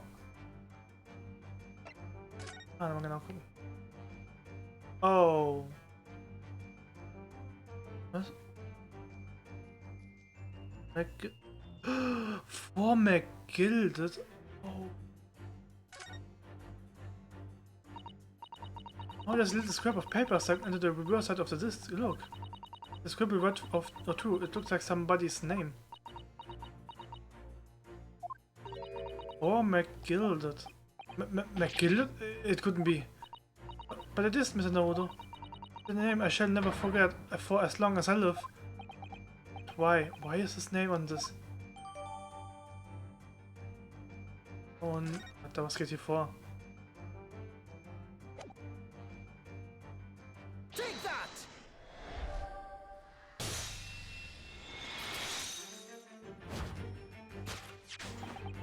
You see, this music box disc tells us all we need to know. What's that? On the back? It reads, for McGilded.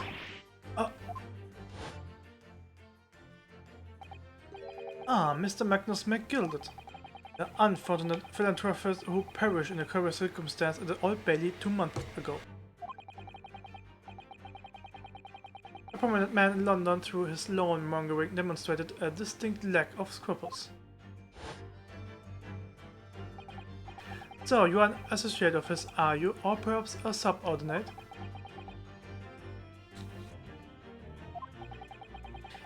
Mr. McGilded was a man of unusually small stature, in fact. He was precisely the right size for that overcoat that you have squeezed yourself into. Your true identity remains shrouded in the mystery, Mr. Benedict. But the final conclusion here is crystal clear. The reason you came to this pawnbroker today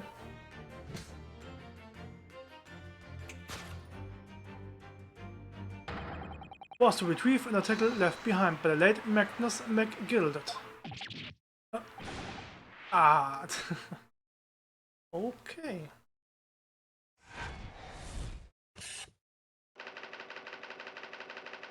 Acquire an item deposited by Mr. McGild.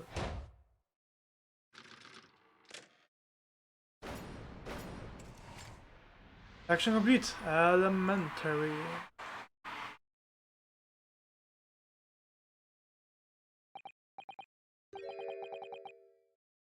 And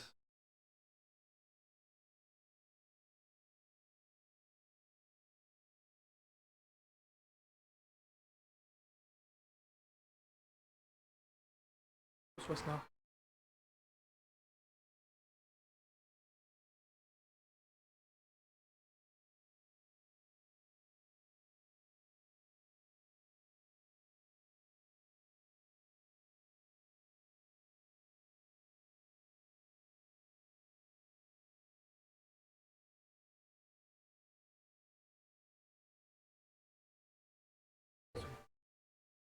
Well, Mr. Magnus McGild. What a name I expect to hear in these circumstances.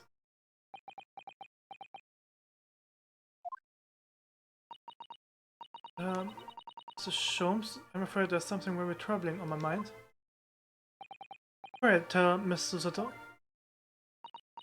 Well, according to what Mr. Windybank told us earlier, today was the final day on which the code could have been redeemed, was it not? Yes, ma'am, that is correct. Today would be precisely 2 months since it was first deposited. Well, today is 5th April, so 2 months ago today would have been 5th February, sir. That's right. All carefully recorded in my ledger. Deposit at 10:30 p.m. I see. What? But that suggests... Yes, 5th February. Precisely the day on which the omnibus murder took place. In 10:30 in the evening, was it the time at which the terrible events were unfolding? Suggestive is not the word. It would seem the matter is entirely beyond coincidence.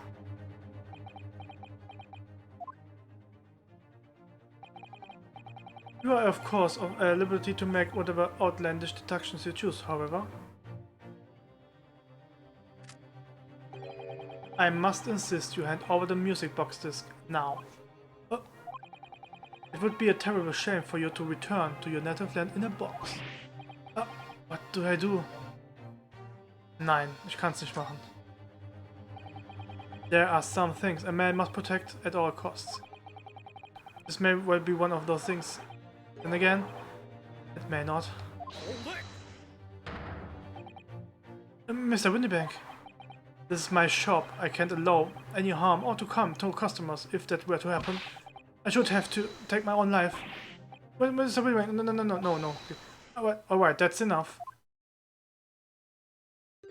Nice. Inspector Crichton. Inspector? That's right, Sunshine. The alarm was raised on one of our dedicated emergency lights. So we got here as fast as we could. Now, what's all this about, huh? Oh, praise be, you are at least. I was 1 minute away from forfeiting my own life in my very own establishment.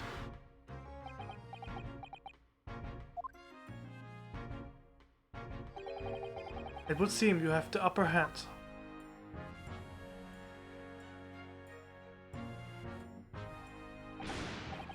Why, you lot have got some explaining to do. I don't appreciate being bothered with some pretty archy-barchy. Petty? Mr. Windybank, we nearly met with his hand. Yeah, by his own gun, as far as I can tell. Oh dear. And the whole of Britain would meet with its end if I don't get to the bottom of the case I'm supposed to be working on. What on earth is the case, Inspector? Channel detail, Craxon. I might have said a little too much. No matter, it's nothing to do with you lot. Anyway, sir, you're gonna have to come with me down to the station. But of course, Inspector. He's getting away! Get off them, lads. Whistle a beat, officer, too. Sir? Oh, no.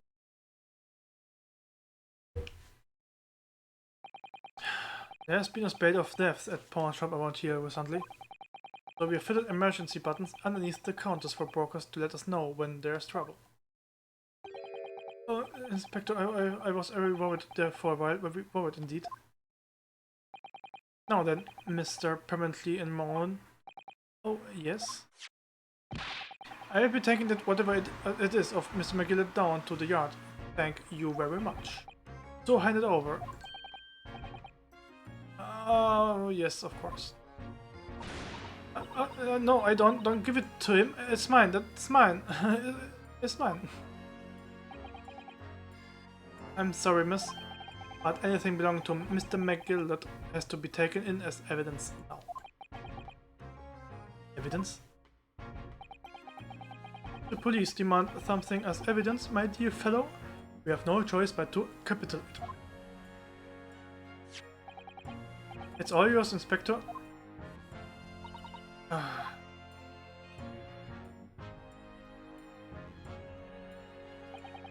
And so we handed Mr. McGillis this over to Inspector Craxton. And we were suddenly turfed out of the shop and onto the street.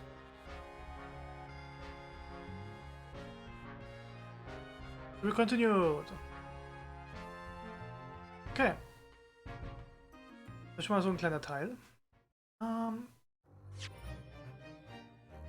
Reicht auch, glaube ich, weil ich glaube, wenn ich nur weiter spiele, dann spiele ich so lange, bis es jetzt Pause zu Pause kommt. Jetzt soll ich unten reichen, ich wollte mal was anderes. Genau. Start. Und stell mal alles gleich ein. Moment. Aus. Ich weiß nicht, ob ich Controller nehmen soll.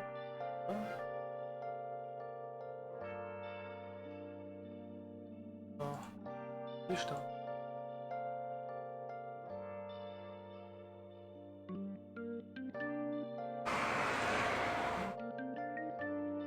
Hoffentlich funktioniert. Ich frage, ob ich das mit Controller spiele. Controller ist besser.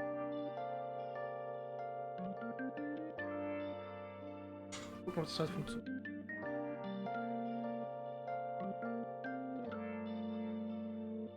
Aus, Game. Bluetooth anmachen. Und hoffentlich funktioniert es auch beim ersten Mal. Wenn man hier so.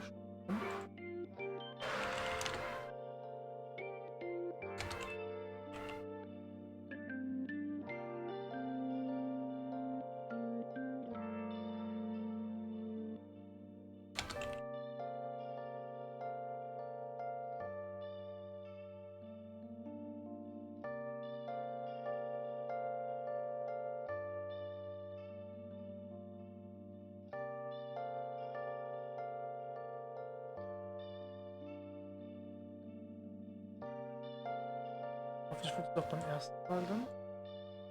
Wäre schon mal von Vorteil.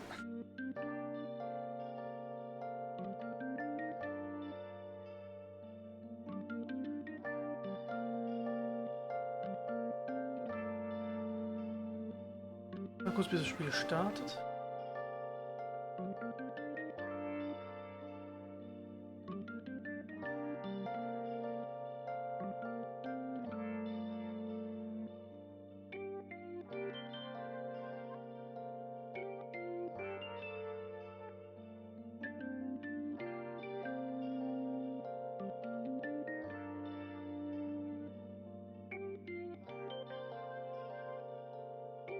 Da ist es. So, Mist. Au, ist es laut?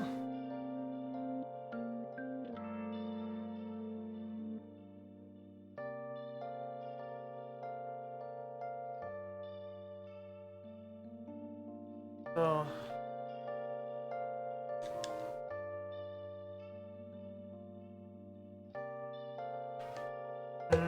Okay, geht gerade nicht. Wieder mal neu starten.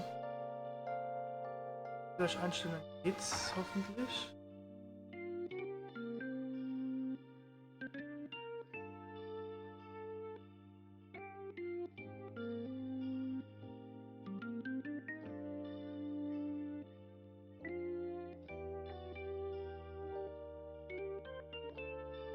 Wenn es nicht mit Controller geht, dann halt mit Tastatur leider.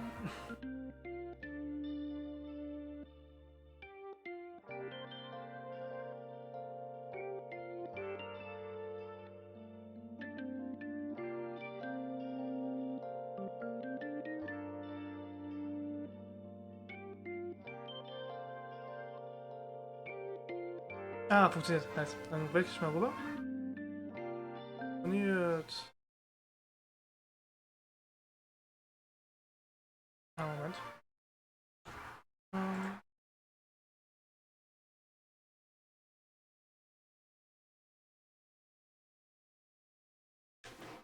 Ja, jetzt funktioniert's. Nice. Ich wollte mal kurz. Was ist Grafik?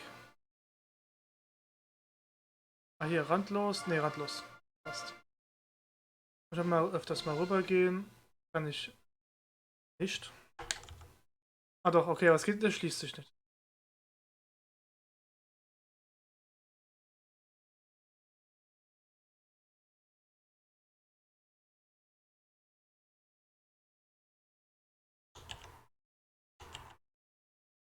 Ähm,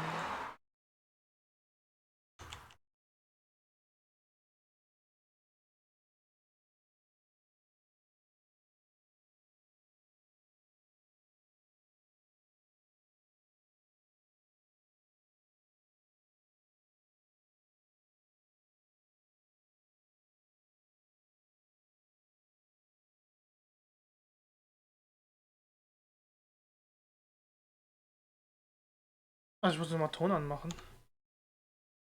Discord, da. Sorry, Game, deswegen mache ich den Ton ein bisschen lauter. So, neues Spiel. Audioausgabe. Kopfhörer. Ja, passt.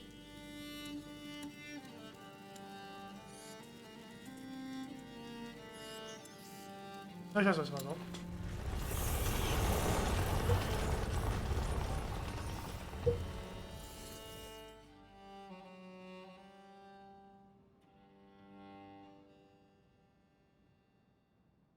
Erbe. Ja, der Runes.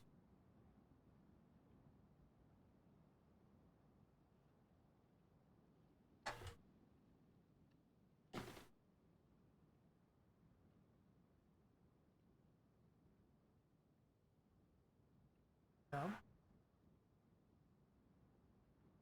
Ah, es liegt noch. Königreich Frankreich. Trödels, Amicia. Wie willst du denn den Herrschaften bei der Jagd folgen? Das sind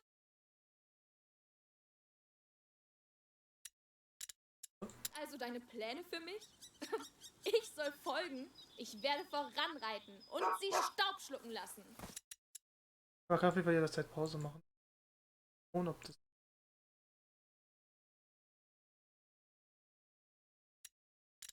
Aber dafür brauche ich ein gutes Pferd. Du drängst mich schon so lange zu diesem Spaziergang. Warum hier? Der Baum. Welcher Baum? Der Apfelbaum, Vater. Ich möchte die Ritterprüfung nochmal absolvieren. Den Ritterschlag. Aber du bist keine 10 Jahre mehr, Amicia. Oh, bitte, Vater. Ich habe mich gut darauf vorbereitet. In Ordnung. Dann mal los.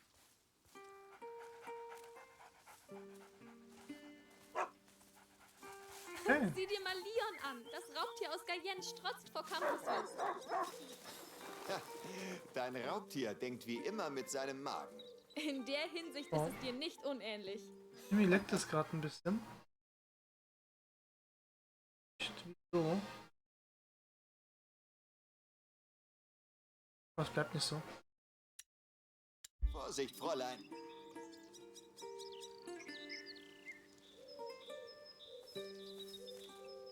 Wenn ich das Spiel starte, ja, als ob. Pause mache, geht's wieder. Wenn ich ins Spiel gehe, leckt's wieder. Was zum Teufel?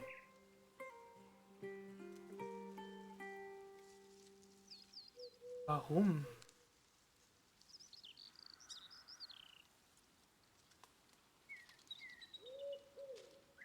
Also es leckt deutlich, selbst bei mir in OBS.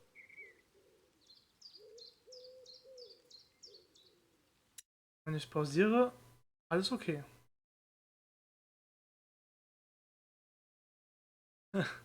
Okay, das ist ja. Anscheinend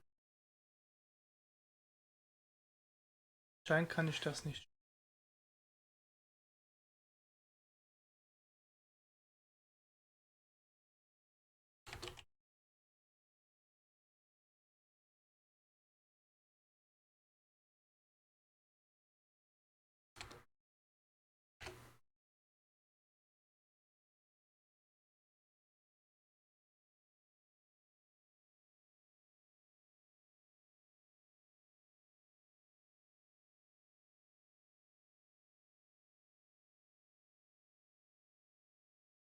Das ist echt interessant.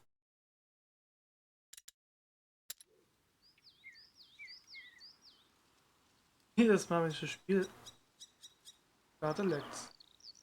Wenn ich pausiere, leckt nicht mehr. Teilweise. Ich werde es einfach mal kurz nochmal. Desktop, ja. Nicht, was da los ist.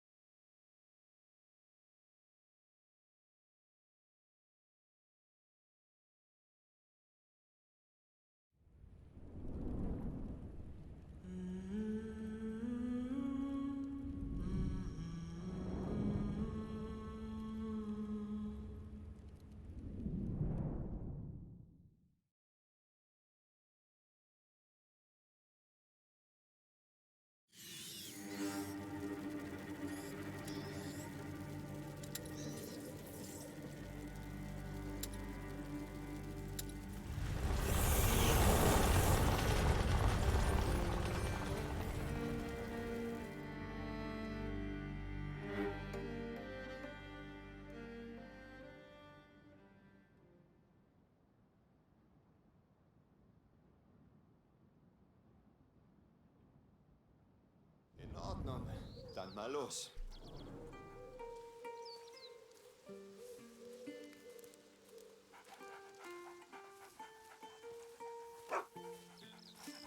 Sieh dir mal Leon an. Das Raubtier aus Guyenne strotzt vor Kampfeslust. Dein Raubtier denkt wie immer mit seinem Magen. In der Hinsicht ist es dir nicht unähnlich. Vorsicht, Fräulein.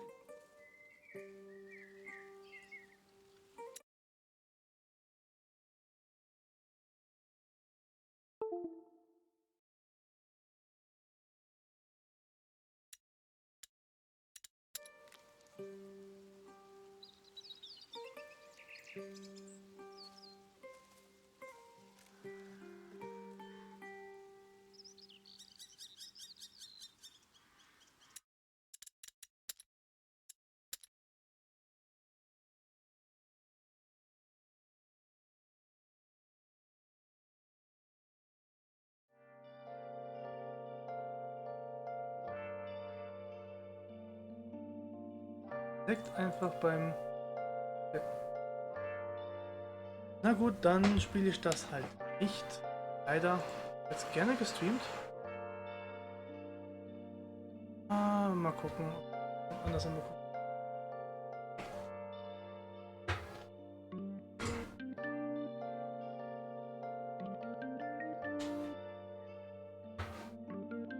Vielleicht werde ich es auch erstmal alles Tutorial spielen, vielleicht geht es danach, vielleicht liegt es auch nur am Anfang.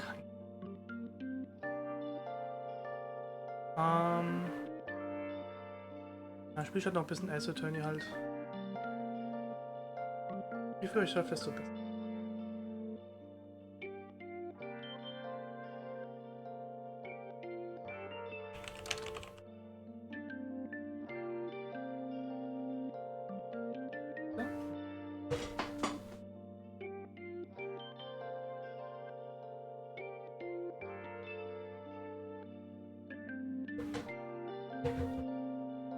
Nochmal so ein bisschen.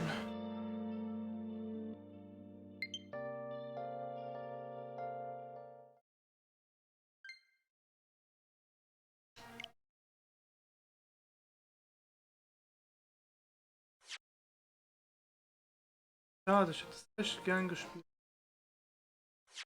Schade, schade, schade.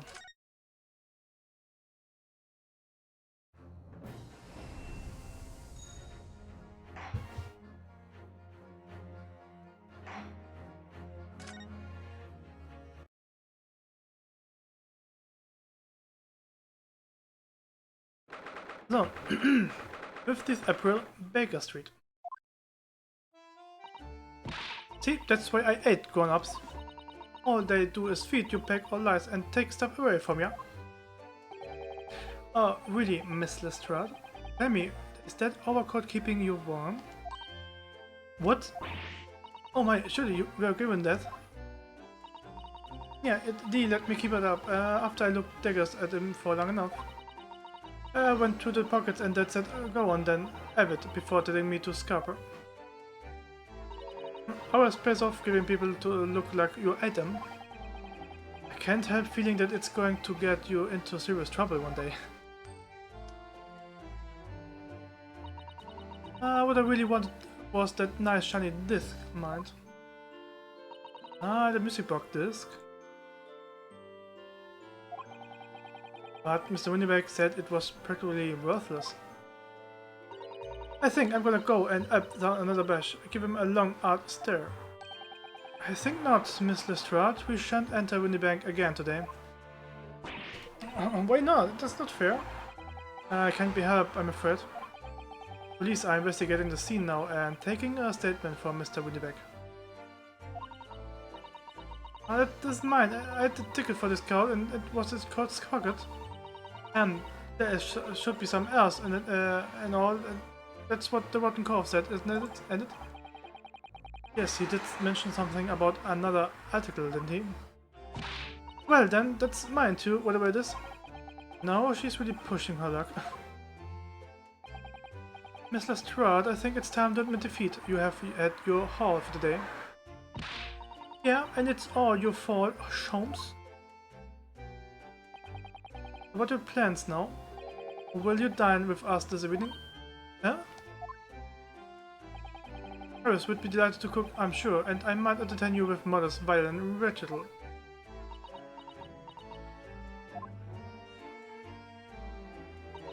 Nota. Why would I come around to your place? Have you lost your head or something?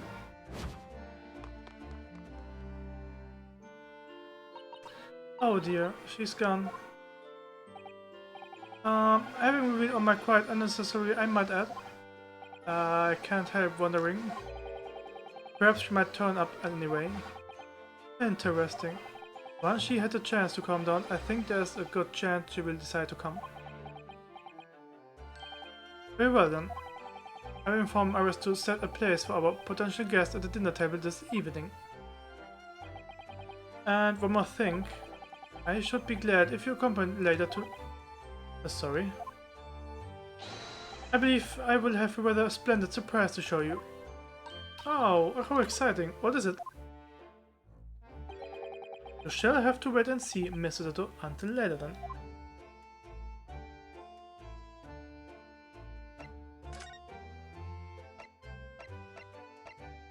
Dann direkt hin.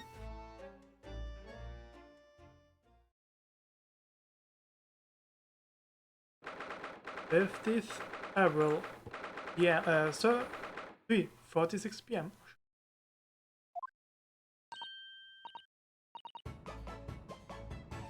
die Musik. Moment.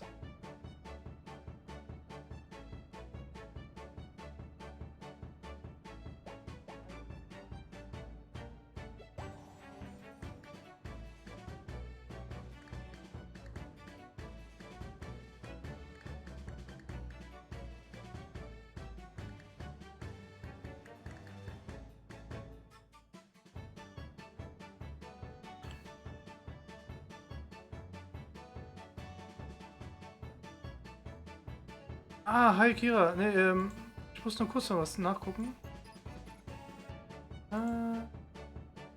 So.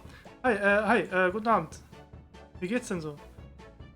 Also eigentlich wollte ich jetzt was anderes streamen. A Plague Tale, falls ihr da was sagt. Aber irgendwie, wenn ich das Spiel gestartet habe, also wenn ich im Spiel war, hat sogar selbst OBS gelaggt. Also mein Avatar, also eigentlich das ganze Bild hat gelaggt, auch auf Twitch. Und anscheinend hatte ich dann eine schlechte Internetverbindung. Wenn ich dann Pause gemacht habe vom Spiel, war alles in Ordnung. Ich bin da weg von der Pause gegangen, hat es wieder gelaggt. Ich weiß nicht, was mit dem Spiel los war. Ich muss da mal morgen mal was nachgucken. Echt voll komisch. Aber gut. Ah, zusehen, Bruno. Come in. Good afternoon, Iris.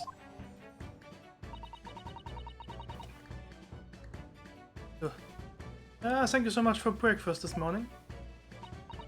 Oh, don't mention it. Goodness, look at the time already. A Plague Tale. Warte mal. Das hier.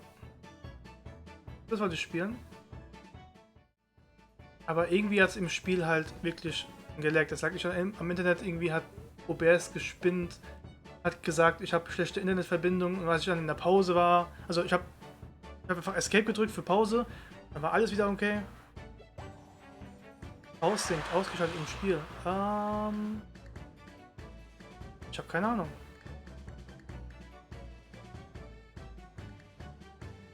Echt? Warte. Wenn's das ist. Lass uns das mal kurz austesten.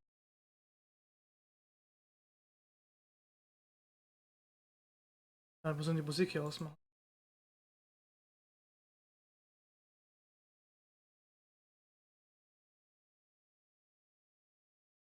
Ja.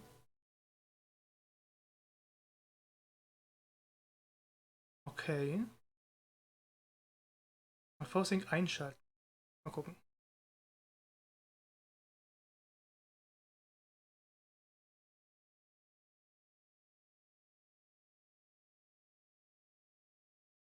Aber wieso ist der Chat jetzt hier weiß? Ach man. Ich habe schon was Neues. Genau, Chatbox neu. Wieso wird jede Chatbox dann komplett neu übernommen?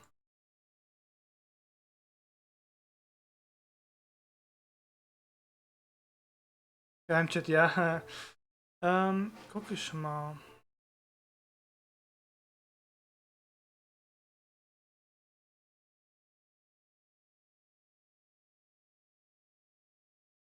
Ja, warte mal.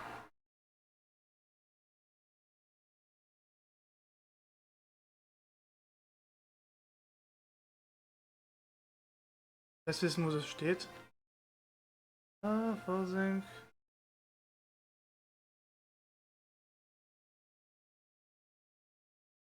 Ah, das ist ja an. Warte mal. Was ist nochmal? V-Sync. Hey, wo stand es denn?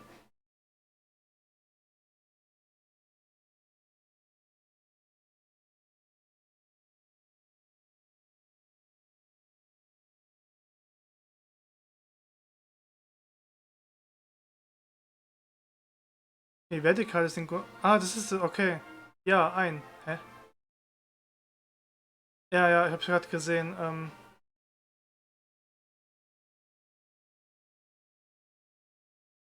Warte mal, ich probier's noch mal kurz aus.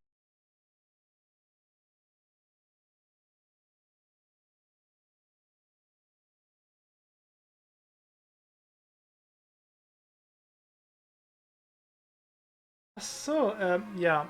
Ich muss vielleicht das Fenster zumachen.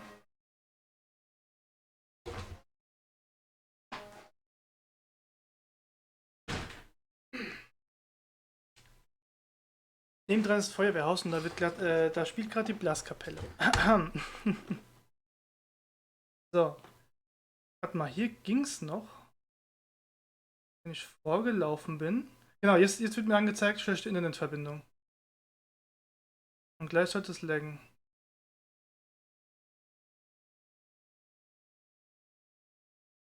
Ja, jetzt sieht man's. Ja, jetzt laggt es komplett. Das ist. Und wenn ich in die Pause gehe, sollte eigentlich wieder alles gehen. So war es vorhin.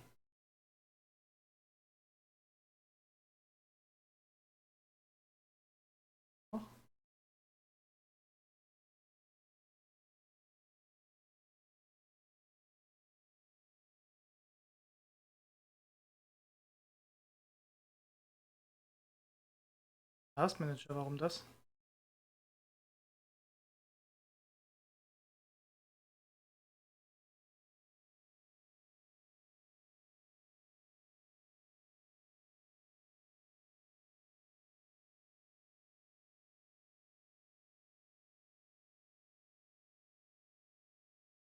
Ja, ein Darkstale hat eine Unmengen Arbeitsspeicher.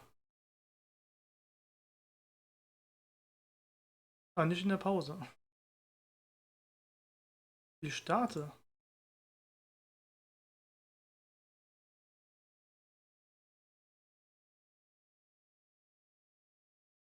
Ja, 30%, 32%.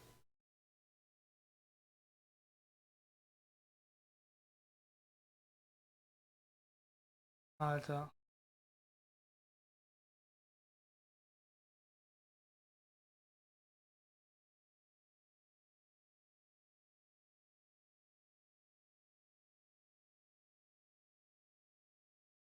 Ist halt gerade echt nicht spielbar.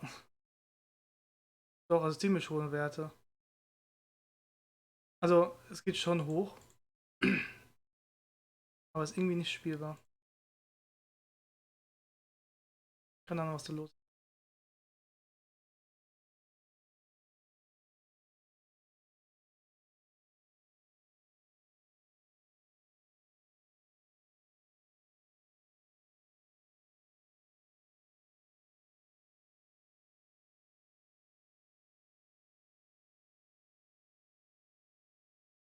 Ah, ich gucke dann morgen noch mal irgendwie.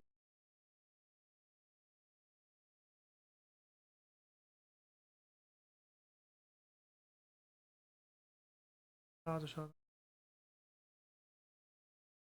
Das Problem ist, ich spiele es halt auch über Epic Games, weil es gab es sogar kostenlos. Und ich so, warum nicht? Ich dachte, das funktioniert und vielleicht liegt es ja auch daran, ich weiß es.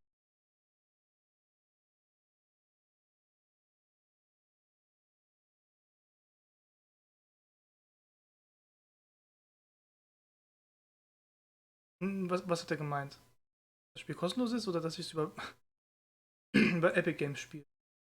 Vielleicht liegt es auch daran, keine Ahnung, dass es dann vielleicht so ausgelastet ist.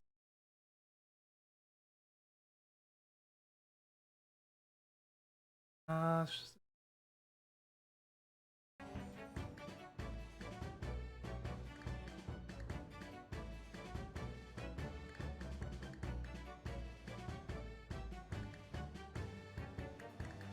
na, wenn es nicht funktioniert, spiele ich halt einfach hier weiter.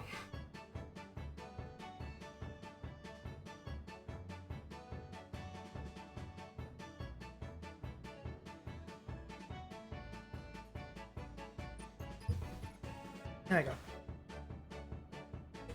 Ach stimmt, du hast ja gesagt, du spielst ja die DLC.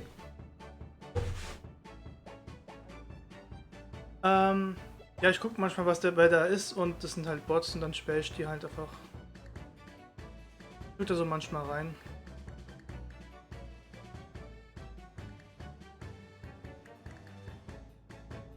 War was? Gemutet?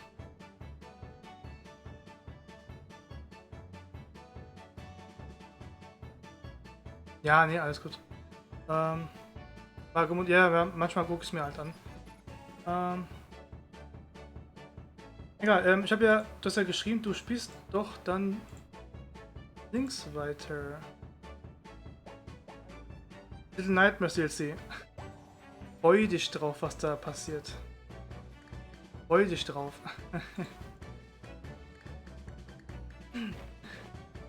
Das stimmt, hoffentlich funktioniert auch alles.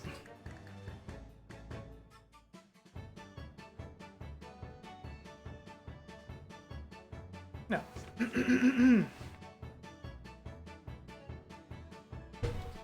Dann will ich hier noch ein bisschen weitermachen. Ah, okay. Okay.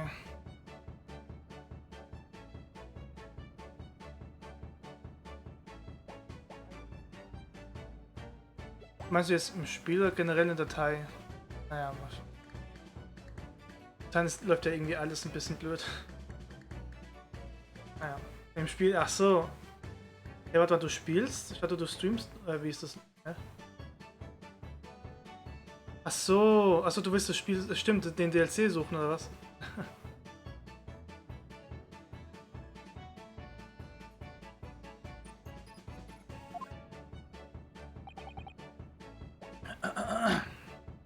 Busy as always. I'm preparing everything for dinner this evening.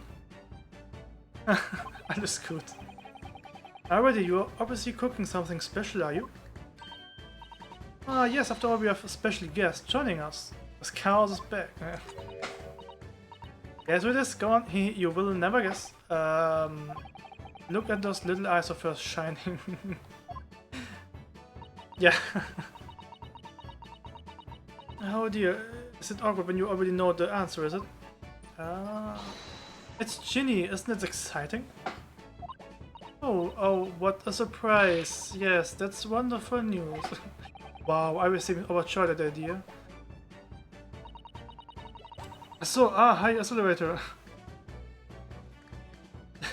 Die Farbe war so gleich, ich habe das gar nicht gemerkt. Hi.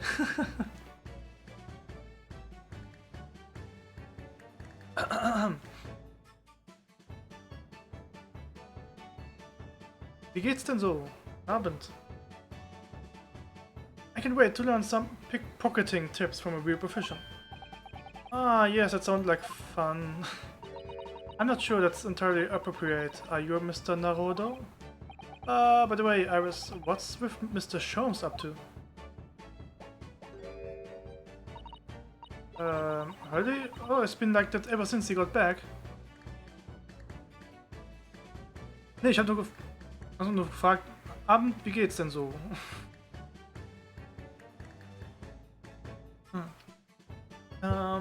Been like that ever since he got back.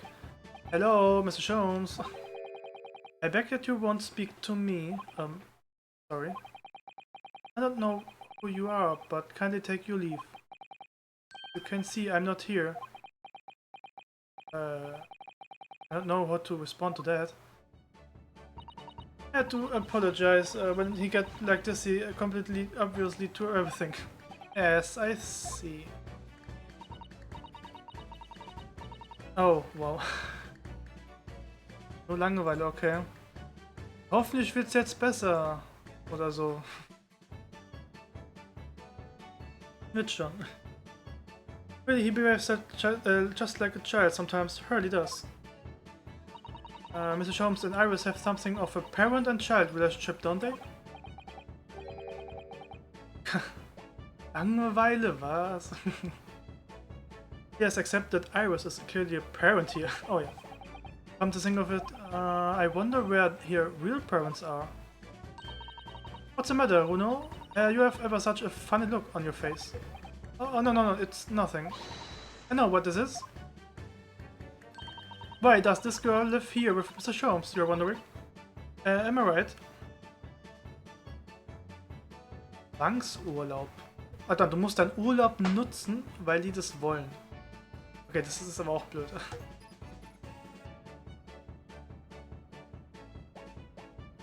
Oh, schon. Does this girl live here with Mr. Sholmes, you're wondering? Am I right? How did you... Oh, no, I can read you like a book. This girl is dangerous. Don't worry, you can ask me anything. I won't mind. Okay. Genie. So, by Genie, you mean Miss Lestrade, the young woman from the McGill case 2 months ago, right? Yes, who also stole my experimental smoke grenade launcher. Although, after that trial, I invited her back here and we had dinner together. And now we are the best friends. Oh, what a lovely tale. Yes, no, if I bump into her on the street, she runs away as fast as she can. Oh. As I just have to down the back alleys. Interesting idea of friendship. And then I let her have the latest color of smoke grenade I've developed. Oh. There are so many beautiful colors in the world, Gina wants to make me to make a whole rainbow. I suppose this means you have let Miss Lestrade keep the smoke grenade launcher, have you?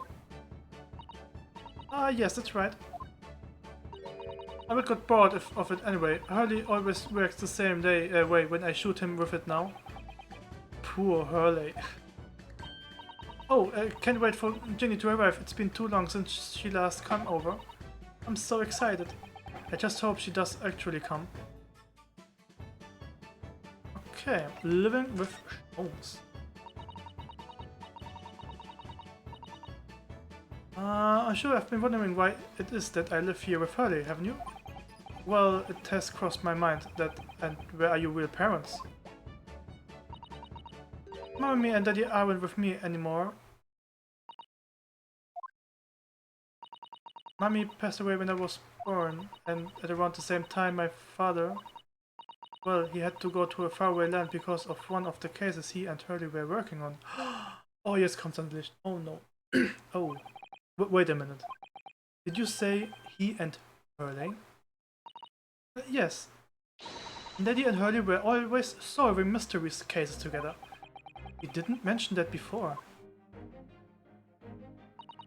He wrote them all up in his diaries. That's when what's in the metal chest over there. Oh really, he heard them all. So you mean it's true, Mr. Jones really did have a partner with whom he tackled some of his most taxing cases? Oh yes, I mean it's always nice to have one, isn't it? So Mr. Jones' partner was your father? Exactly. Hurley told me I wasn't allowed to look in the chest, but that only made me want to look even more, so I opened it up.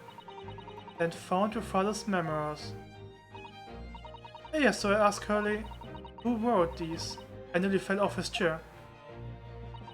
But then he told me that when I found out that the author of all these accounts was my father, so Iris' father was Mr. Jones' partner.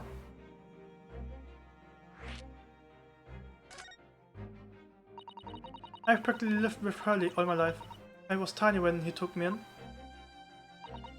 So it came as quite a shock when Hurley told me he wasn't really my daddy. I mean, I must have done. I wonder why Mr. Jones chose to tell you at such a young age. Hurley says it's because he wouldn't have been able to hide it from me. Oh. Well, having lived with Hurley all these years, you might say this way have been rubbed off on me. There are some things I can just see. Especially lies. I must know when people are lying before they open their mouth sometimes. Right. Anyway, I was so fascinating when I read Daddy's diaries. That's when inspired me to write The Adventures of Sherlock Holmes, actually. I'd always assumed Mr. Holmes simply told you all these thrilling stories. Oh no, Hurley's hopeless like that. He forgets everything as soon as he solved the case. It all but vanished from his mind. Oh, I see. The other day it was so embarrassing. As usual, he totally forgot about the case he just solved. So, the very next day he gathered together all the people involved and proceeded to solve the case again. It was quite a shock for everyone. You can't say that again. You share your father's surname, don't you, Iris? Oh, that's right, Wilson. Daddy is Dr. John H. Wilson. I learned from this diary that he's a doctor of medicine, you see. That's when prompted me to study and study so that I could earn a doctorate as well. Iris' father, who went to some distant land and is a doctor by the name of John H. Wilson. Oh no. The court will now hear the trial of Ryunosuke Naruto. Kindly state before the court the name of the victim in this case. The victim's name was Dr. John H. Wilson. Angelehnt anscheinend an Watson. That's right, visiting professor of medicine at Imperial Yume University. And the man who, in the most bizarre of circumstances, lost his life just before we left Japan.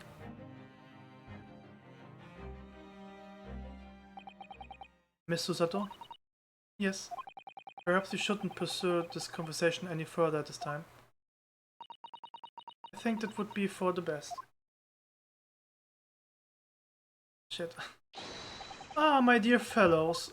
Oh, good to see you. Mr. Sholmes?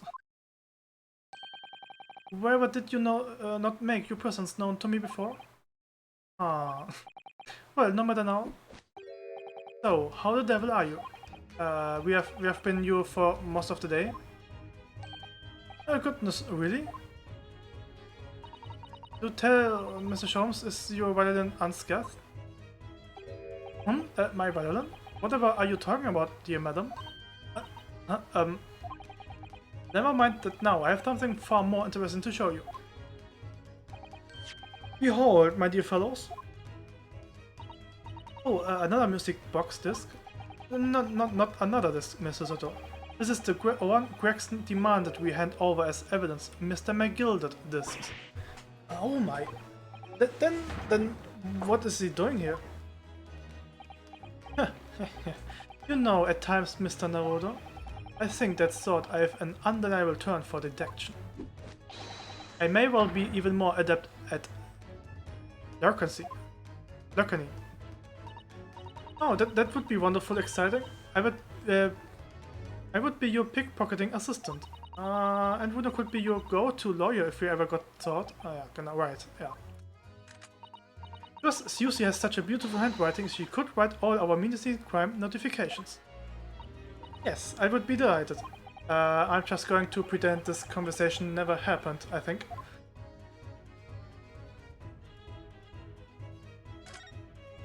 The music box disc. I don't understand. How did that disc come to be in your possession? I thought Inspector Craxton took it back to Scotland Yard. Quite correct. And that sort of uncompromising attitude is precisely why I always carry some of this. Hat das drin markiert oder was? That's a bar of caramel, Mr. Sholmes. Your own one and only friend in times of loneliness, if I'm not mistaken? If you will humor me, my dear fellows, cast your mind back to when the good detective confiscated this disc. I will be taking whatever it is of Miss McGill down to the yard. Thank you very much. So hand it over. Oh, yes, of course. The police demand something as evidence, my dear fellow. We have no choice but to capitulate. It's all yours, Inspector. For the briefest of moment I had the disc in my hand, did I not? Yes you did, but I still don't understand. It was precisely at that moment that I summoned my one and only friend into action. I presented the disc into a pair of bars like this. That's amazing. The disc and all the minuscule protrusions have made an image in the caramel. Indeed, this caramel is quite exceptional. It developed it myself, you know. Suitably soft for making impressions, but resistant to melting, the result of a precisely controlled solution. Oh, extraordinary. Carrying a pair of this on one's person frequently proves very useful indeed. Take a house key, for example. A simple press and its unique form is duplicated. Ja, wahrscheinlich. Ich glaube, es gibt auch nicht sehr viele, oder? Pro Tag. Also ich glaube, es gibt nur eine begrenzte Anzahl, nehme ich mal an. Aber was soll man da machen? Wenn, dann würde ich erstmal nächste Zeit keine Dokumi hingehen oder so. Vielleicht erst nächstes Jahr, wenn sich die Lage ein bisschen beruhigt hat. Aber ich würde mal gern mal hingehen.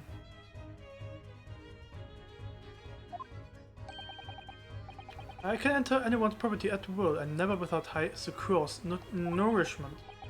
Yes, that sounds illegal. From the image, I was able to create this. I confess I was most curious to know what manner of music would issue from the disc when played. Würde ich auch mal gern wissen.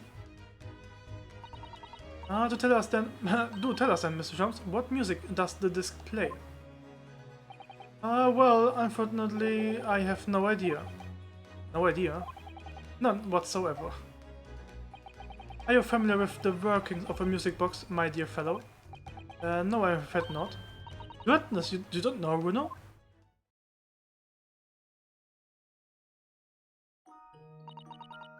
Inside the music box, there's a special metal piece called the kommt. That's what produces the sound. Small protuberance plug the different tiers of the kommt as they rotate past it, making the different notes. The first music box to be invented used a rotating cylinder with protuberances on it.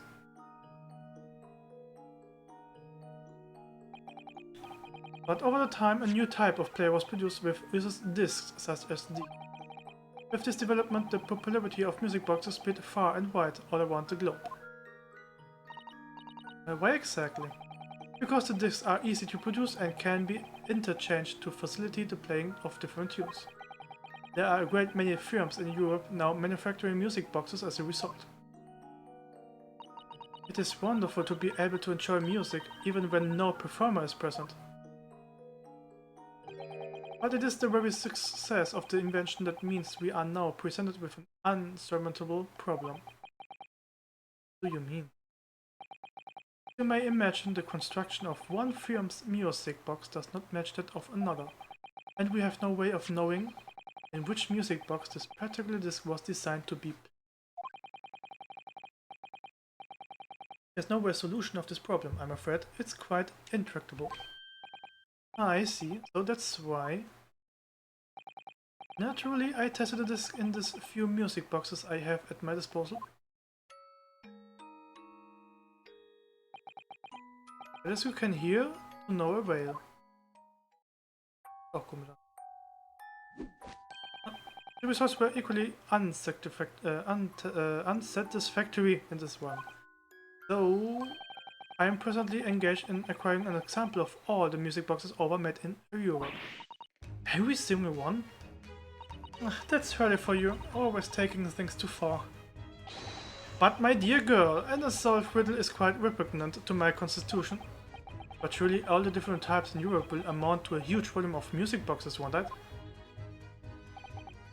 Yes, that is certainly true. In the worst case, I shall just have to ask you to vacate this attic room.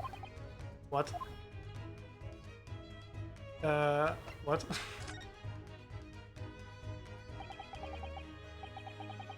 Magnus McGilded, not the name I expect to hear again so soon. Yes, it's only been 2 months since that grisly case.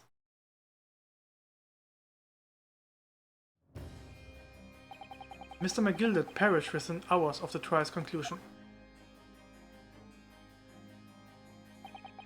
Was it the curse of the Reaper? No one knows still now. The omnibus was reduced to a pile of ash, not a shred of evidence remained. And with the man's death, the truth about the murder in which he was so intimately involved was buried.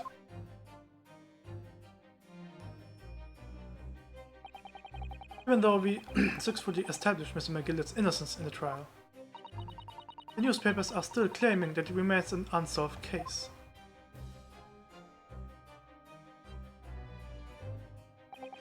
The murder of the brickmaker, Mr. Thrice-Fired Mason.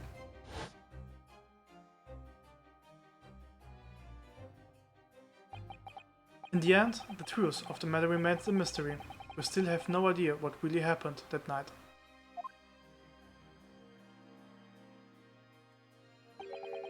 And although Mr. McGilded was found not guilty through my defense, I still don't know if that was the right judgment or not.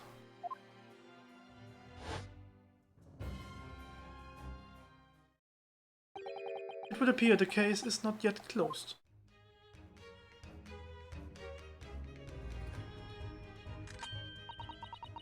Well, it's time I started getting things ready for dinner, I think. Dinner will be here before long. Thank you, Iris. Oh, well, you must let me help you then. Of course, Susie, there's plenty to do. I think I shall investigate the condition of my faithful performing partner. Now then, where did I leave it? Let this be the lesson to you, Mr. Sholmes. Never leave anything too precious with the pawnbroker. Yes, you may be right. Oh, that reminds me of something Mr. Windybank said before. He said that he had a manuscript of Iris in pawn, didn't he? Did he? Yes, he definitely mentioned it. Mr. Sholmes' latest tale of otherworldly mystery lies dormant in my storeroom, were his words, I believe. So you heard about that, did you? I expect you were as incensed as I was. Oh, yes, the idea of such a wonderful story languishing in Mr. Windybank's storeroom, gathering dust. My dear madam, I'm quite sure I told you already. The pawnbroker storeroom is the safest place for it, more secure than the bank's vault. And what about yours, Darius Hurley? Was that safe and secure? Well, there may be the occasional mix-up, caused by a certain ambitious someone not too far from me now. Do you have any idea how long it took me to write that basketball story, Hurley? Oh, basketball, yeah. Oh, it sounds so exciting. The Hound of Basketballs. I should love to read it. Der berühmte Fall. Sherlock Holmes. What? Let's lose. Ah! What's going on here? Why does it feel like an icy chill just swept through the room? Susie, what did you just say? Said the Hound of Baskerville? But how could you know the full title? Well, that's because Mr. Sato is such a great fan of all the stories about Mr. Sholmes, of course. But Ronald, the Hound of Baskerville has never been published. What? When I showed her the manuscript, he told me that I wasn't allowed to publish it yet. I don't understand. That's why he said that he would keep it safe until it was the right time for the story to be made public, you see. So that's why the manuscript is at Windybank's. And yet, how could Susie here know its title? Well, Hurley, what's going on?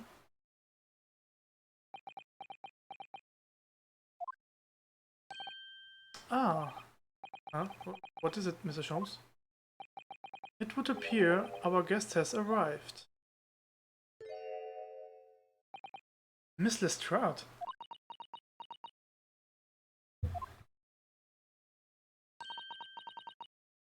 This was a bad idea. I know I weren't welcome. I'm going. Whoa. No, wait, Miss Lestrade. We have all been eagerly awaiting your arrival. Haven't we, Iris?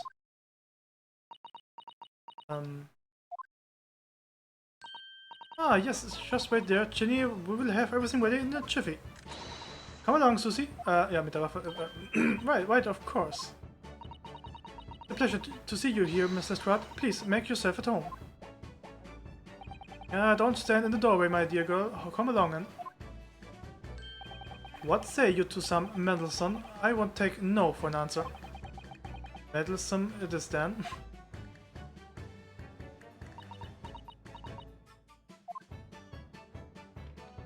Oh, und die Katze.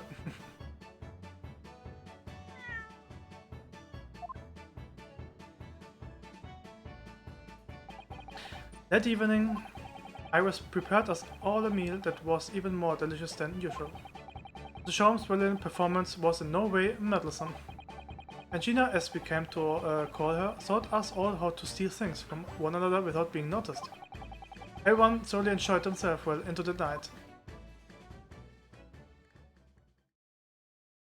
Dann was passierte? Nein, doch nicht. 50th April, 9:34 p.m. Narodos Legal Consultancy. It was a very enjoyable evening, wasn't it? Oh yes, Iris' cooking was truly divine. And I feel as though I can still hear the enchanting strains of Mr. Sholmes' violin even now. First of all, I bet I could steal the glasses from his lordship's face next time we are in court. Ja, tu das lieber nicht.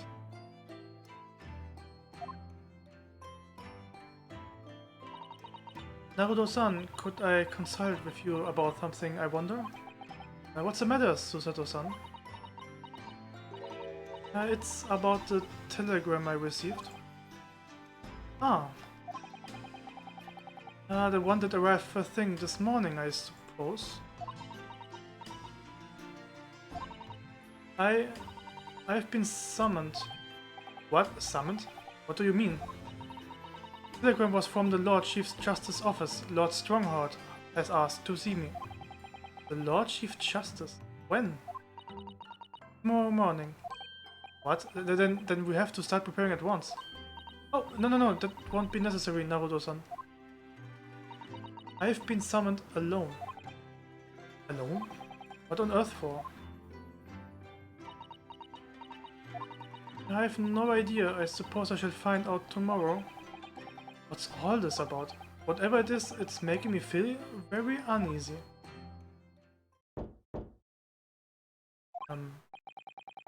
How could that be, I wonder? Oh, good evening, friends. Iris, hello again.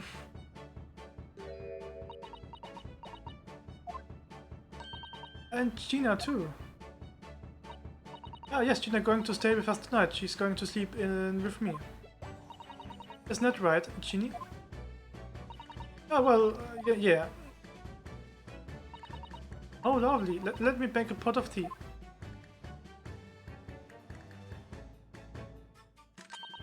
You know, I've learned so much today. Oh, what in particular? All those things Ginny showed us, wasn't it wonderful? Ah, you mean all these pickpocketing techniques? We'd fun trying them out on each other, did we?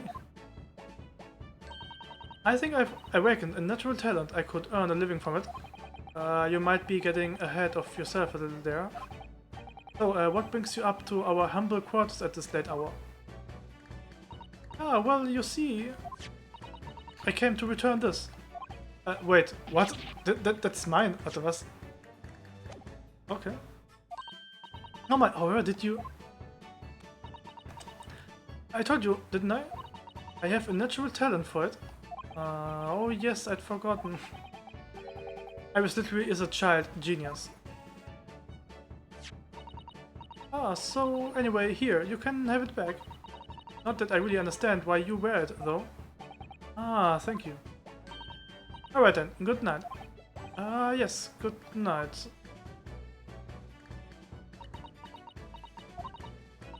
So this is your office, is it?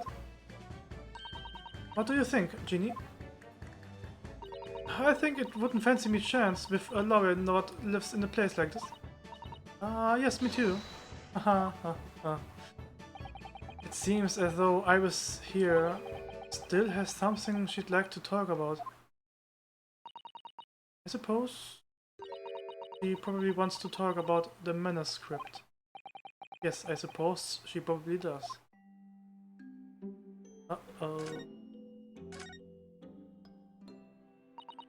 Iris, I suppose you are hoping to talk about the manuscript, aren't you? Aren't you going to tell me? I'm so sorry. I need a little more time, please. Alright, I understand. Hi, Koga, was geht ab? Nur ein bisschen weiter viel lesen. Der Anfang ist immer so viel gelese. Aber sonst alles gut, bei dir? I hope I haven't made you feel awkward. Oh, no, not at all, Iris, not at all. I don't know what all this is about, really, but... It's a story you made up. It is, right? It's this mental script, or whatever you call it. Not exactly a story that I made up. It's something I read in Daddy's diaries. Daddy's? That's right. I don't suppose I've mentioned it to you before, Winnie, but my daddy was Hurley's assistant once, his partner. They solved all sorts of strange and mysterious cases together. Is that right, mister? Apparently, though, I was as surprised as you are, though. And Daddy wrote all the details of every single case down, you see, in his diaries. So I studied them and write my stories based on what actually happened. So, where's your old man now, then? He had to go away on urgent business to faraway land, and he will be gone a very long time. So I will never really met him. Oh, right. Come to think of it, I don't know anything about Gina's parents either. Perhaps you should ask her. Auch viel vorgelesen. Oh ja. Ich weiß auch nicht, wie viel Wasser ich schon während dem Spiel hier getrunken habe. Boah. Aber ich bin ein bisschen antrainiert und will ein bisschen mehr vorlesen als sonst.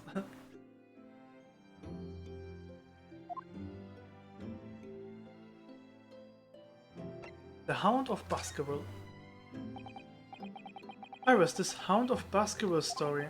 I take it that it's another tale inspired by your father's accounts. Ah, that's right. I thought it was fascinating. Also, es wird auf jeden Fall immer besser. Und ich glaube, irgendwann kann man auch besser vorlesen, je nachdem. Gibt es auch noch englische Wörter, wo man denkt so, keine Ahnung, ich kann es nicht aussprechen. Aber sonst geht's. But it's different somehow from the other cases, I mean. Und vor allem, wenn man halt so die Stimme ein bisschen verstellt manchmal. Auch anstrengend. But it's different somehow from the other cases, I mean. Oh, how? I don't really know, but it must be special in some way. Because after I written it, I showed my manuscript to Hurley. He turned as white as the sheet. It was the first time I've ever seen him like that. It pains me to say this after you've toiled over it for so long, Iris. But the story must not be published at this time, under any circumstances. Oh, Mario Kart. Ja, war richtig nice. War echt lustig, muss ich sagen. Werden wir auf jeden Fall vielleicht öfters machen. So haben irgendwas spielen. Aber Mario Kart werden wir bestimmt nochmal spielen. Hat echt Spaß gemacht. Auf jeden Fall.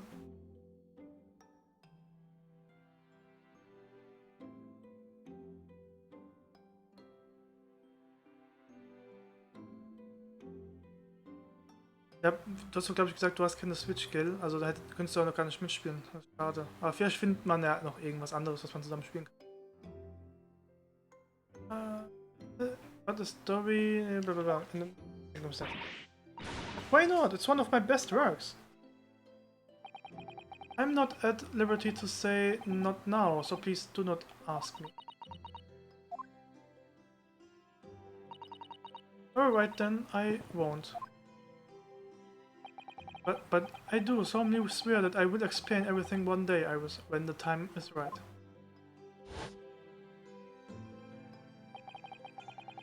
And that's how the manuscript came to be with Mr. Windybank, isn't it? Yes. Hurley said it had to be somewhere very safe. That is really gets me go, that does as treating you like a child. I mean, that what it is, keeping secrets like that?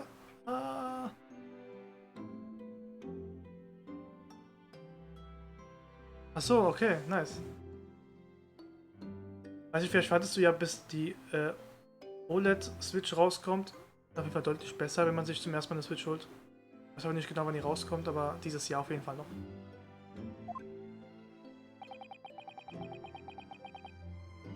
I'm sure Mr. Sholmes isn't trying to be mean. Huh? If he said he wasn't at liberty to talk about it, I'm sure there must have been a very good reason. Ja, guck's dir mal an, also die OLED Switch. Du kannst mal gucken, wann das genau erscheint. Ich habe gerade das Datum nicht im Kopf. Aber es ist halt generell besser. Es hat auch einen LAN-Anschluss. Hat einen USB-Anschluss, was eigentlich besser ist. Hat einen besseren Bildschirm anscheinend. Vielleicht auch besseren Akku, aber steht auch alles da in der Beschreibung.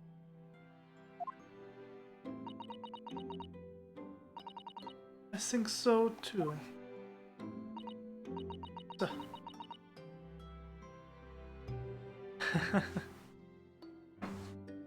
Wenn ich hinfahren müsste,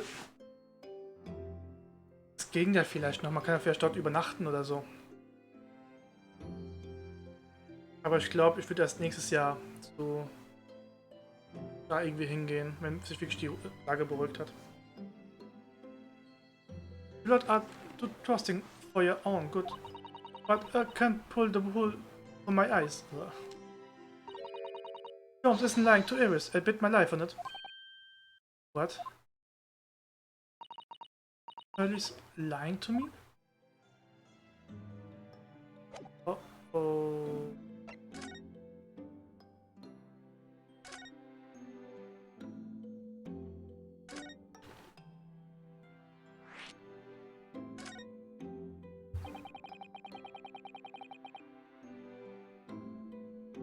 Oh, ist wirklich nicht weit. I realized that I don't know anything about your parents, G. I got any, have I never did F? Ja, Kira, später, wenn du dann spielst, wird es auf jeden Fall lustig und gruselig. Ich freue mich schon drauf.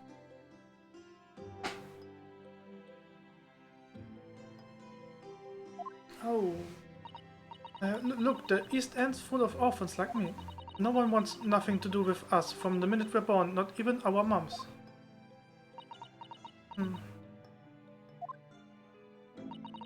But we all stick together.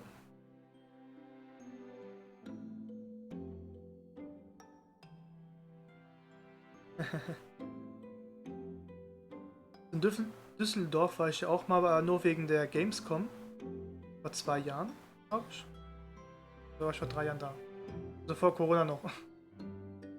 Dann waren wir in Düsseldorf, haben dort halt übernachtet und waren halt sind wir im Zug nach Köln gefahren. In Düsseldorf war ich auch im japanischen Restaurant, war echt nice. Ja, also wir sind nach Düsseldorf gefahren, weil wir da ein Hotel hatten, also okay, wir haben dort ein Hotel gebucht und sind dann mit dem Zug nach Köln gefahren. Und da war ich in Düsseldorf in einem japanischen Restaurant, war echt nice. So, hab mal von beim Vorlesen. Oh ja, Vorlesen muss auch gelernt sein. But we all stick together. The older ones look after the little ones and make sure they get by. So that's why you are a pickpocket. Nah, Divine's my life, I love it. I get kicked out of it every time I lift some pompous idiot's purse.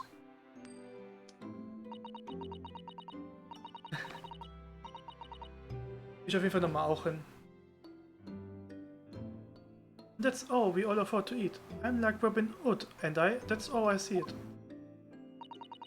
Oh, Gina. I do think about it. I do think about it sometimes. What it'd be like to have parents, I mean. I always thought it would make everything right.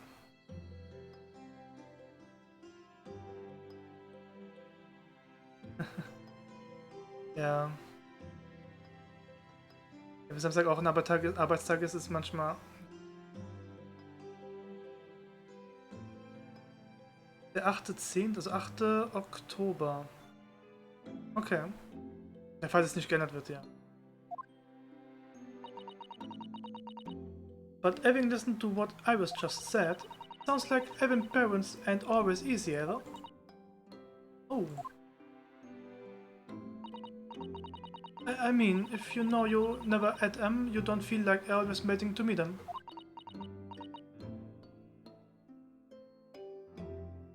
Oh ja, okay. Genau, Phasmo morgen, oh, wird auch nice. Ich freue mich auch drauf, ein paar Runden zu spielen. Und dann wahrscheinlich bis später. Hoffentlich funktioniert auch alles und genau, hoffentlich, ja, funktioniert alles und es läuft dann und viel Spaß. Wird auch nicht mehr so lang machen.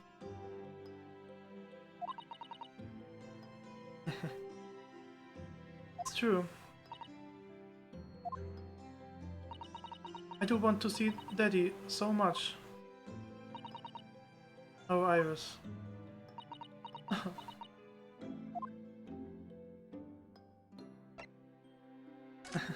Na, bis dann.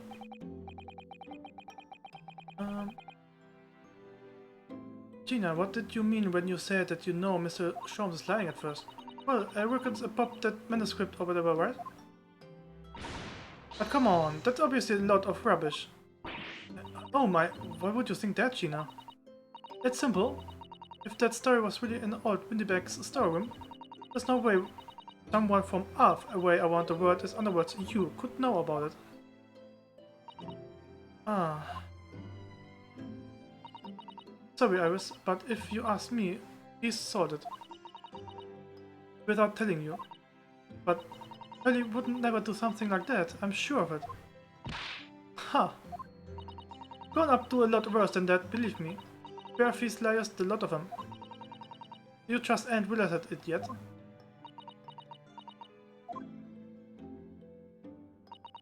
I'm telling you that manuscript ain't at Windybank's. You'd soon see if you had a look. Even if you think you can trust him, I don't. That Sholmes is a liar like the rest of them. If I'm honest, I have wondered if Hurley telling me the truth sometimes. See? Oh, but I don't mean that I think he sold it. I mean that I sometimes wonder if he might have hidden my manuscript somewhere I don't know. Even though it's wrong of me to doubt him. Don't be so hard on yourself, Iris.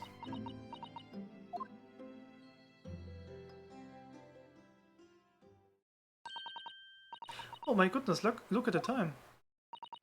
Come along, Ginny, we should go back downstairs. Yeah, alright. And please, don't mention any of this to Hurley, will you? No, of course not.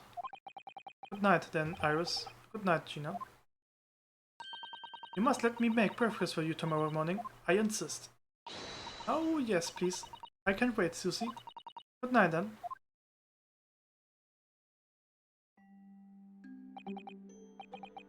Iris, it sure is easy to forget, isn't it? Sometimes she speaks just like an adult. But deep down, she's still just a child. Well, I think it's time that I turned in for the night too, Nodo-san. Ich werde morgen Abend Phasmo gespielt haben. Hey, morgen werde ich Phasmo gespielt haben, Dings. Nee, ich habe noch nie gespielt. Aber morgen spiele ich dann das erste Mal. Morgen dann. Und ich freue mich, ich habe es halt nur gesehen, aber ich freue mich schon drauf, es mal selbst zu spielen. Hast du schon mal gespielt? Dr. John H. Wilson, Iris' father, but also the name of the murdered visiting professor at Yume University. Can't be mere coincidence. There's something deeper going on. Oh. Ja, man kann es in VR spielen. Aber muss nicht. Also wenn man das in Steam startet, dann kann man das aussuchen. Mr. Naruhodo. Mr. Naruhodo. Voice. That's Mr. Sholmes? What's going on? It's the middle of the night. It's Miss Lestrade. She's gone. Gina? She was supposed to be sleeping in Iris' room, but her bed is empty. Well, she's an independent young woman. She probably decided to go home, no? I think not. From speaking to her before she retired, I received the distinct impression that she was looking forward to breakfasting with Miss Susato.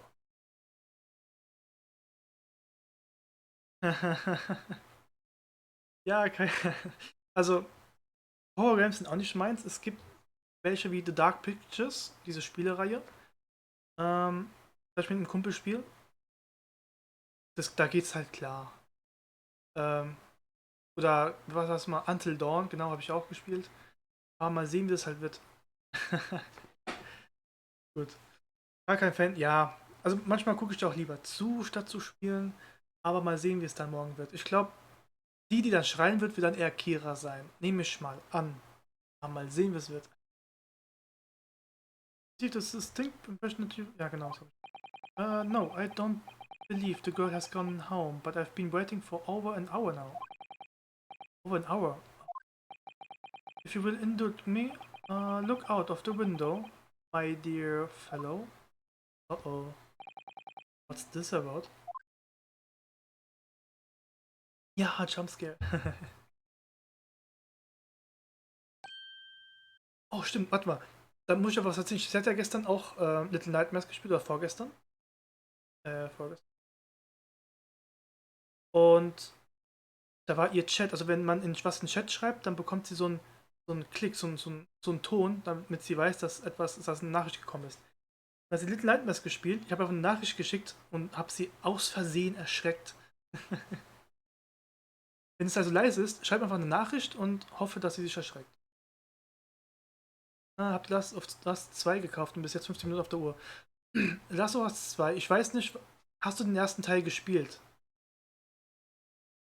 Ähm, wie soll ich weiter sagen? Hast du den zweiten Teil durchgespielt? Weil es gibt ja so ähm, diverse Meinungen. Meine Meinung ist, ich finde das Spiel gut. Punkt. Punkt. Ich finde das Spiel gut. Andere hassen es. Ich finde das gut. Frage, was Alida davon hält.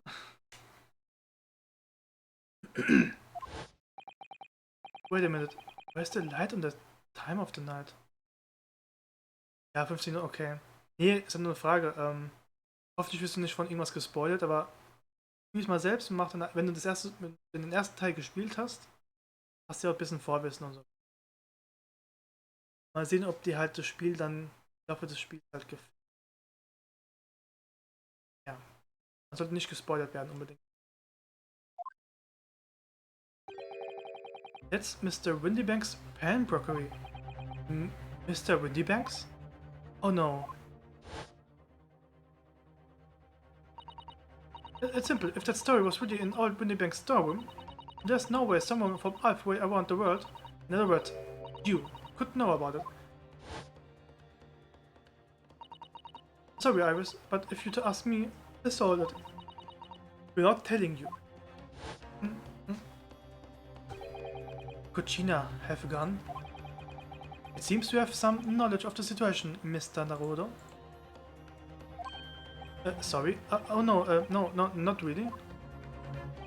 Well, anyway, we must investigate. At once. Miss Susato. Uh-oh. Ich habe ein sehr gutes Gefühl. 16th April, 1:14 a.m. Baker Street. The door to Windybanks. It's open. And the lamp is burning. Must be Gina, isn't it? Let us hope it's nothing more sinister. What?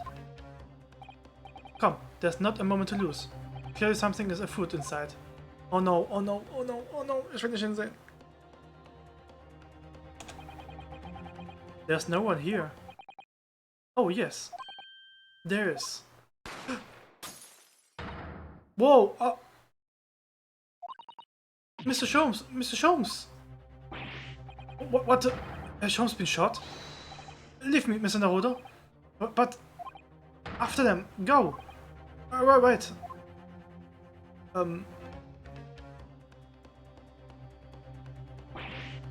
Blast! I've lost them. Hello, what have we here? The alarm was just erased from this framework, sir. Would you know something about it? Unter anderem, ja. Unter anderem. Wahrscheinlich kennst du es jetzt schon. Officer, come with me. It's my friend, Mr. Sholmes. He has been shot. Shot? With the policeman close behind me, I went back to windbags.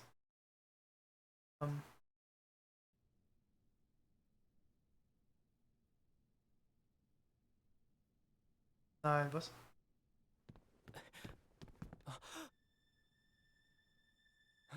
Mr. Jones! Mr. Narado, How bad is it? Never mind me, but there's much at stake. Behind that door.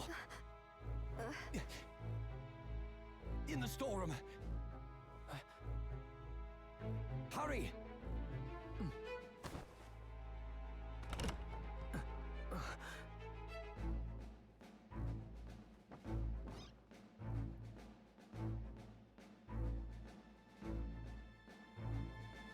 Nein.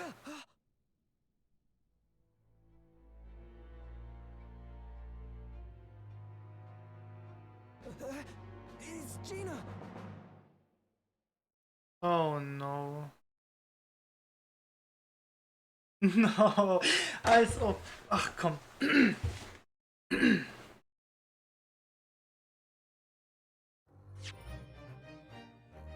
Kommt man nicht vorbei so ein Spoiler? Ja.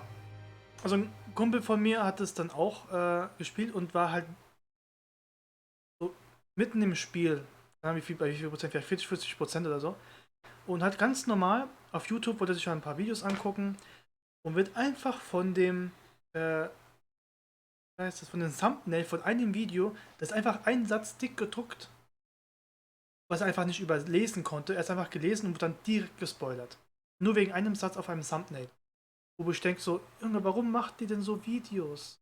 Das ist halt, ja, gelaufen.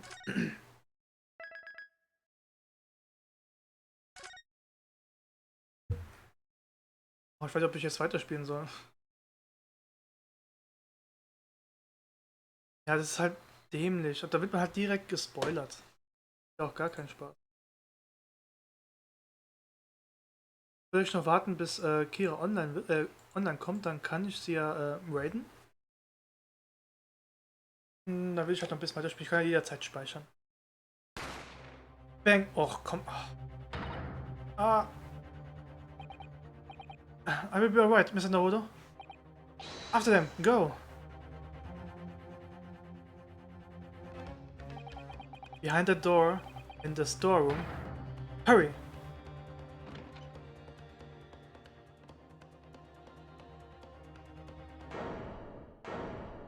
Ach komm. It's Gina. Oh no.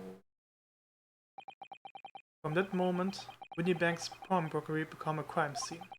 Everything that followed happened in a whirlwind of activity.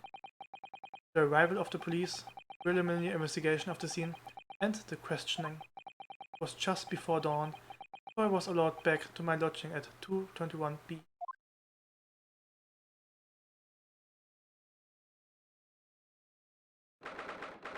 '16th April, 6:21 AM. Naruto's legal consultancy. Oh, Iris. A telegram came, but all it said was wait at home. Oh, yes, we asked one of the policemen to have sent it. It was simply impossible to come back. I woke up, I was all alone. Hurley and Shinny were gone. Everyone was gone. What happened? Oh, no? Poor Iris, she's trembling. Obviously trying very hard not to let herself get too worried. I will explain everything that I know. Something awful has happened, hasn't it? Yes, I'm afraid so. Ah, man.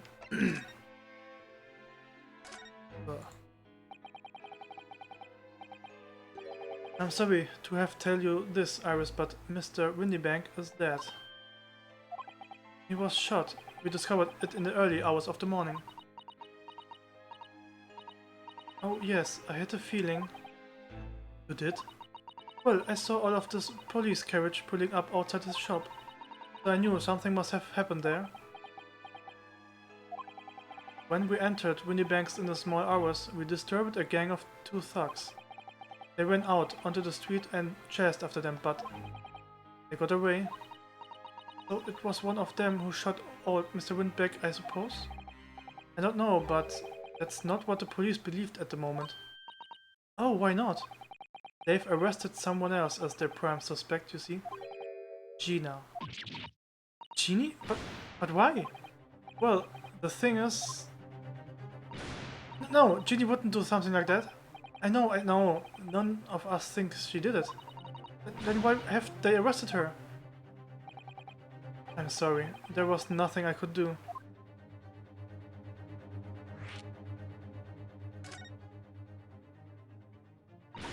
I don't understand why they arrested Ginny. It's not fair. What about the 2 thugs that were at the scene? Why aren't they the prime suspects? After all, they shot Hurley dead, didn't they? No. I mean, Mr. Sholmes isn't dead, Iris. This is also horrible. The thing is, Mr. Windybank was found on the floor in the storeroom where she kept all the deposited articles. The storeroom door was locked from the inside. I see. But he wasn't alone in there. Gina was found next to him in the floor as well. Oh no. And according to the detectives who investigated afterwards. Don't tell me there was no one else in the room? Yes, exactly. How did you know? The only explanation. Yes, the only explanation, indeed. What do you mean by that, Uno? Well, what can I say? I'm damned if I agree, damned if I don't.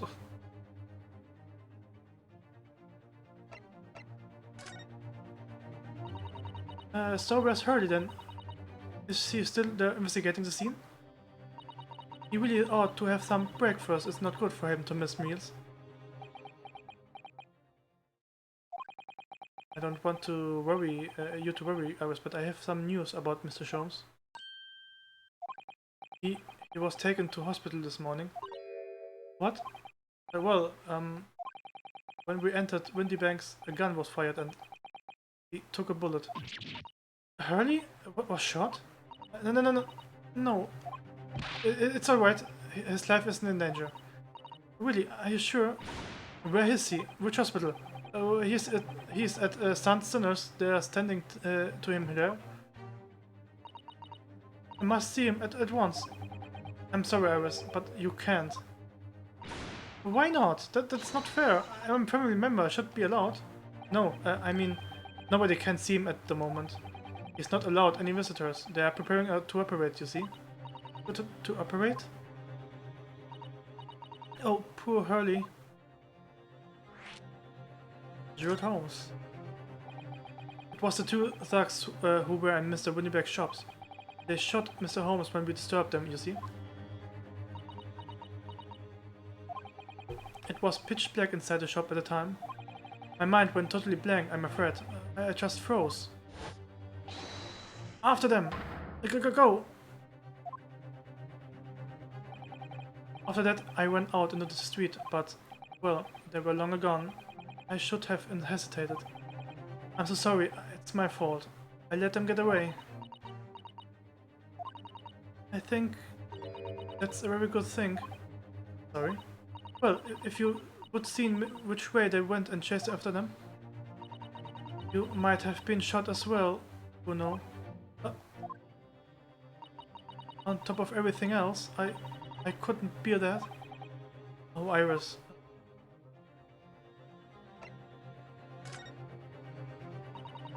Where's Susie, you know? She's still at the police station. Oh, why? I expect she's still being questioned. The police said they wouldn't be finished for a while. Why aren't you there then? Well, I didn't get a good look at the criminal anyway, so they weren't questioning me for long. And Miss Ullazo stayed behind at the scene to tend Mr. Sholmes, so they didn't get started until later. Ah, I see. Besides, one of us had to come back to be with Iris. I'm glad Inspector Gregson agreed to me leaving early. You shouldn't have let me know. I would have come to the station.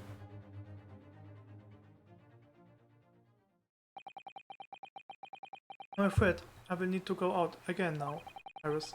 There's not much I can do at the moment. But I can at least try to find out how Mr. Sholmes and Gina are getting on. I want to go out too. Take me with you, Runo. Huh? I can't stand just sitting around here waiting. Not sure how I feel about taking a 10-year-old child to the crime of murder.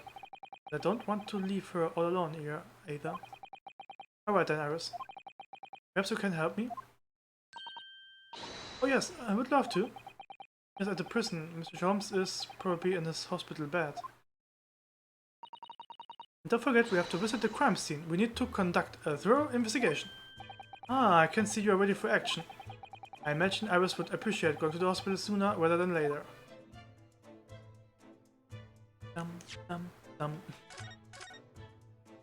Ja, also erst zum Krankenhaus, aber wahrscheinlich wird es doch nicht gehen.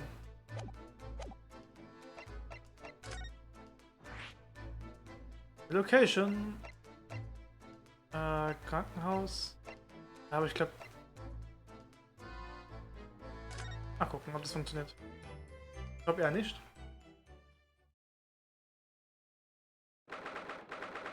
Weil er nicht da ist. 16th April, Sansonis Hospital Ward 3. Charlie! Oh. He's not here.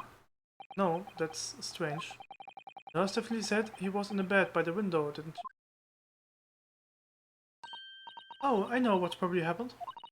Charlie was being a big baby and the bullet wound wasn't that bad after all. She has been sent home. Ah, I'm not so sure about that. Maybe or not. There's no question that it was a fairly serious injury that Mr. Sholmes suffered. Oh. Hello, what have we here? This spot is off limits, no visiting, so what are you doing in here, huh? Well, I've left, you know, where Harley's next of kin. Huh? Oh, well, begging your pardon then, ma'am, sir. A little lady and a curious Eastern gentleman. The great mystery solver as a mystery family, huh? If that's how you see us, sure. Where is he, Constable? Where's Harley? I believe he currently in operation theater, ma'am, undergoing an extensive operation. Extensive? It's been several hours since he went in. Oh dear. Is he going to be alright? Well, it doesn't appear to be working, you see. The anesthetic, that is. Oh! I've heard a report that the gentleman claims I may have a little too much to drink at last night. Coffee, that is. Ah. Anyway, I think it would be fair to assume that he won't be back here for several hours late. I see. Thank you, Constable. Perhaps he should leave and come back later? Oh, poor Hurley. Okay. Wen woanders hin? Untersuchen? Nee, erstmal ins Gefängnis.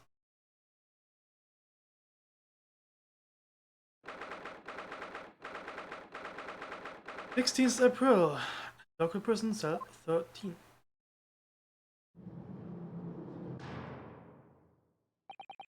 Hello, Gina. Als ob du die Waffe behalten darfst. Oh.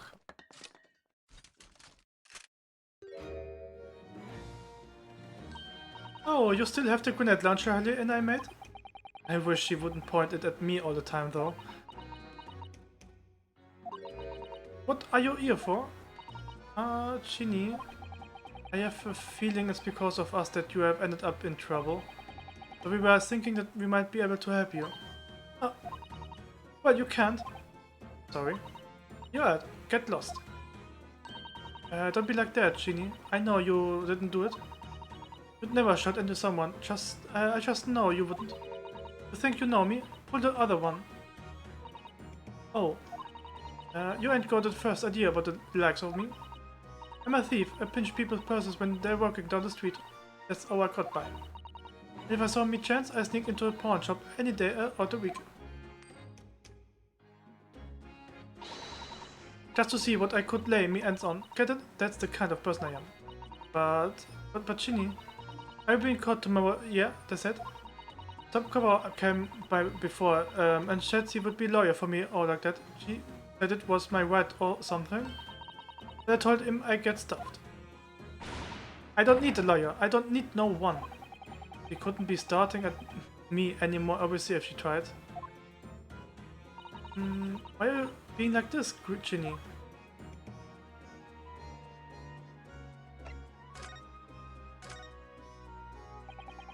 I don't understand, Sheena. Why did you send the public defender away?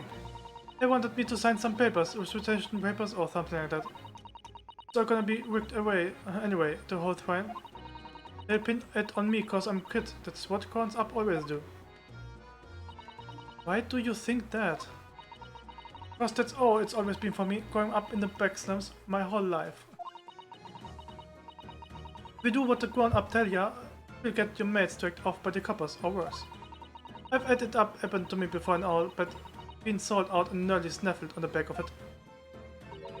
You can't trust no one, that's the point. Soon as you do, you're gonna do grass, Dad. Gina, listen. If you like, in tomorrow's trial, I could... Forget it! Ginny, don't you trust Bruno? No, I don't. Look, I will ask you nicely now. Just leave me alone.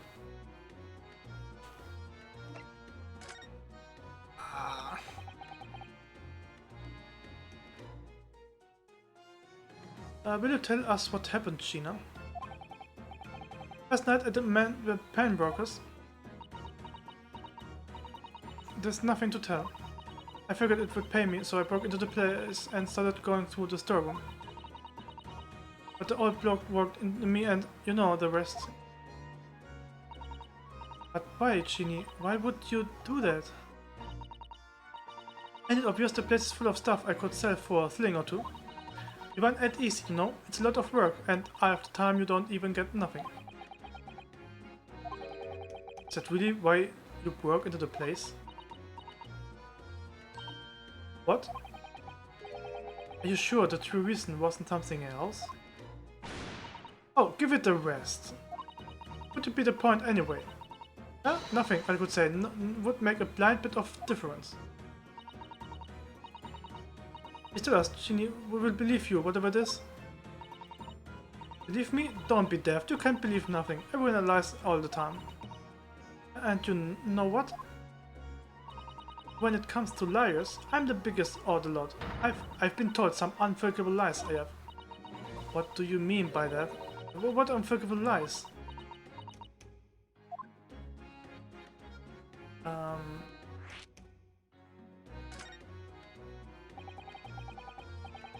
What did you mean before, Gina, when you said you were the biggest liar of the lot? Why don't you tell us what these unforgivable lies you are told are? Maybe we can help. Sorry. We are out of time. They're gonna wanna question me now. Ginny, please. Oh, yeah. I want to give you this. Something you remember made me buy. Oh. A photographic print of a real adorable cat. Put it one on the pockets of this coat and no point me having it. I wonder what a little photograph like that was doing in the pocket of that overcoat. Anyway, don't bother coming again. Bye. Oh, Genie. Red cat photograph has been entered. Oh Mann. Kann man mir mal helfen? Look at the back of this print here. There's something written on it. Date deposited? February. Date deposited one small box.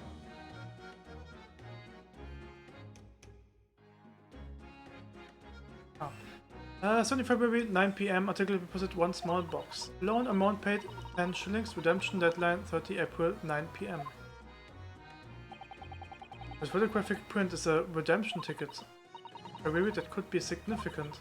It was just 2 days before the murder on the omnibus, wasn't it? Small box. It doesn't tell us much about it, does it?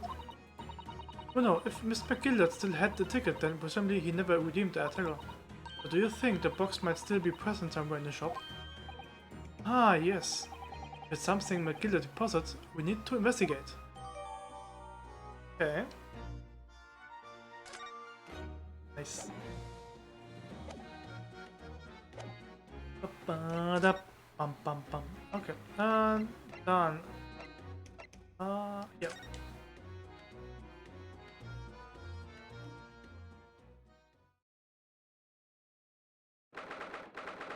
16th April, Windy Banks, Pawnbrokery.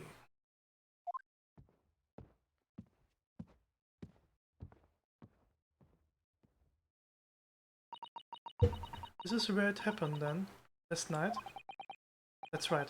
You thugs I told you about where obviously went taking the place looking for valuables. But apart from the policeman in here, you wouldn't know anything that had happened. There's no sign of a disturbance. No, you're right about that. Actually... In fact, if anyone, it's the police who seem to be the ones doing the ransacking. I know what you mean. They're like a gang of organized criminals all dressed in black. Oh, I heard that. Hi. Oh, Inspector, good morning. It's suppose I ought to thank you for your vigilance last night. We got to the scene before it was disturbed, at least. Shame you let the two rooks get away, mind. Yes, I'm sorry about that. I thought you would assign extra men to the beat around here, Grexy. Now look what's happened. Hurley has been insured because there weren't enough police on duty. Your ladyship! No one told me you were coming. I expect you to take full responsibility for what happened to Hurley and see he has the very best medical care. Of course, your ladyship, the very best doctors in the capital are tending to him as we speak. And I don't think it's Bruno's fault that the rooks managed to get away, is it? Chasing criminals is the police job.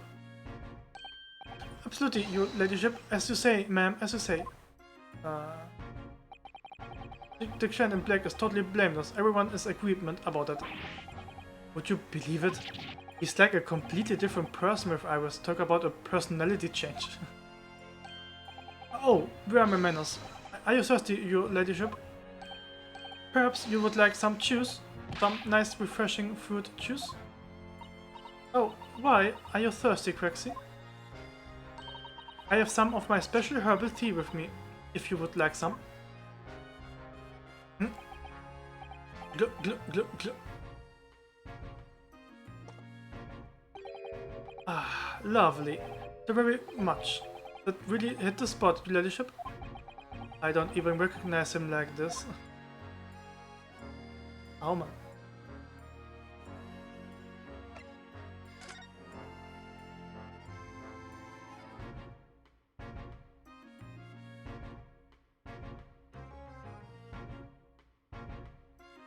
Muss ich schon 10 nach 11? Noch nichts los. Ah doch, jetzt. Okay. Wo ich also weitermache, also damit mache ich das nächste Mal weiter. Hat gesehen. Giga ist online gegangen und ich habe auch keine Lust mehr gerade zu lesen. So 3,5 Stunden. Uff.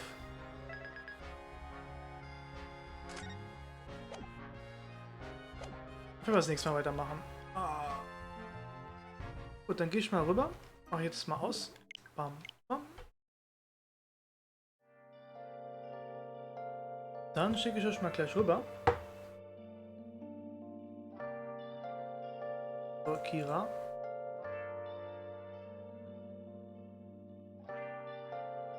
Einfach da mal erschrecken. So. Ja, das Spiel gibt es auch in Englisch, aber ich denke, man gewöhnt sich halt mal dran. Und ich glaube, es ist auch eine gute Übung, ein bisschen Englisch fließend zu lesen und vielleicht neue Wörter kennenzulernen. Könnte man ja machen. Also gut, danke, dass ihr dann da wart und ich schicke euch mal gleich zur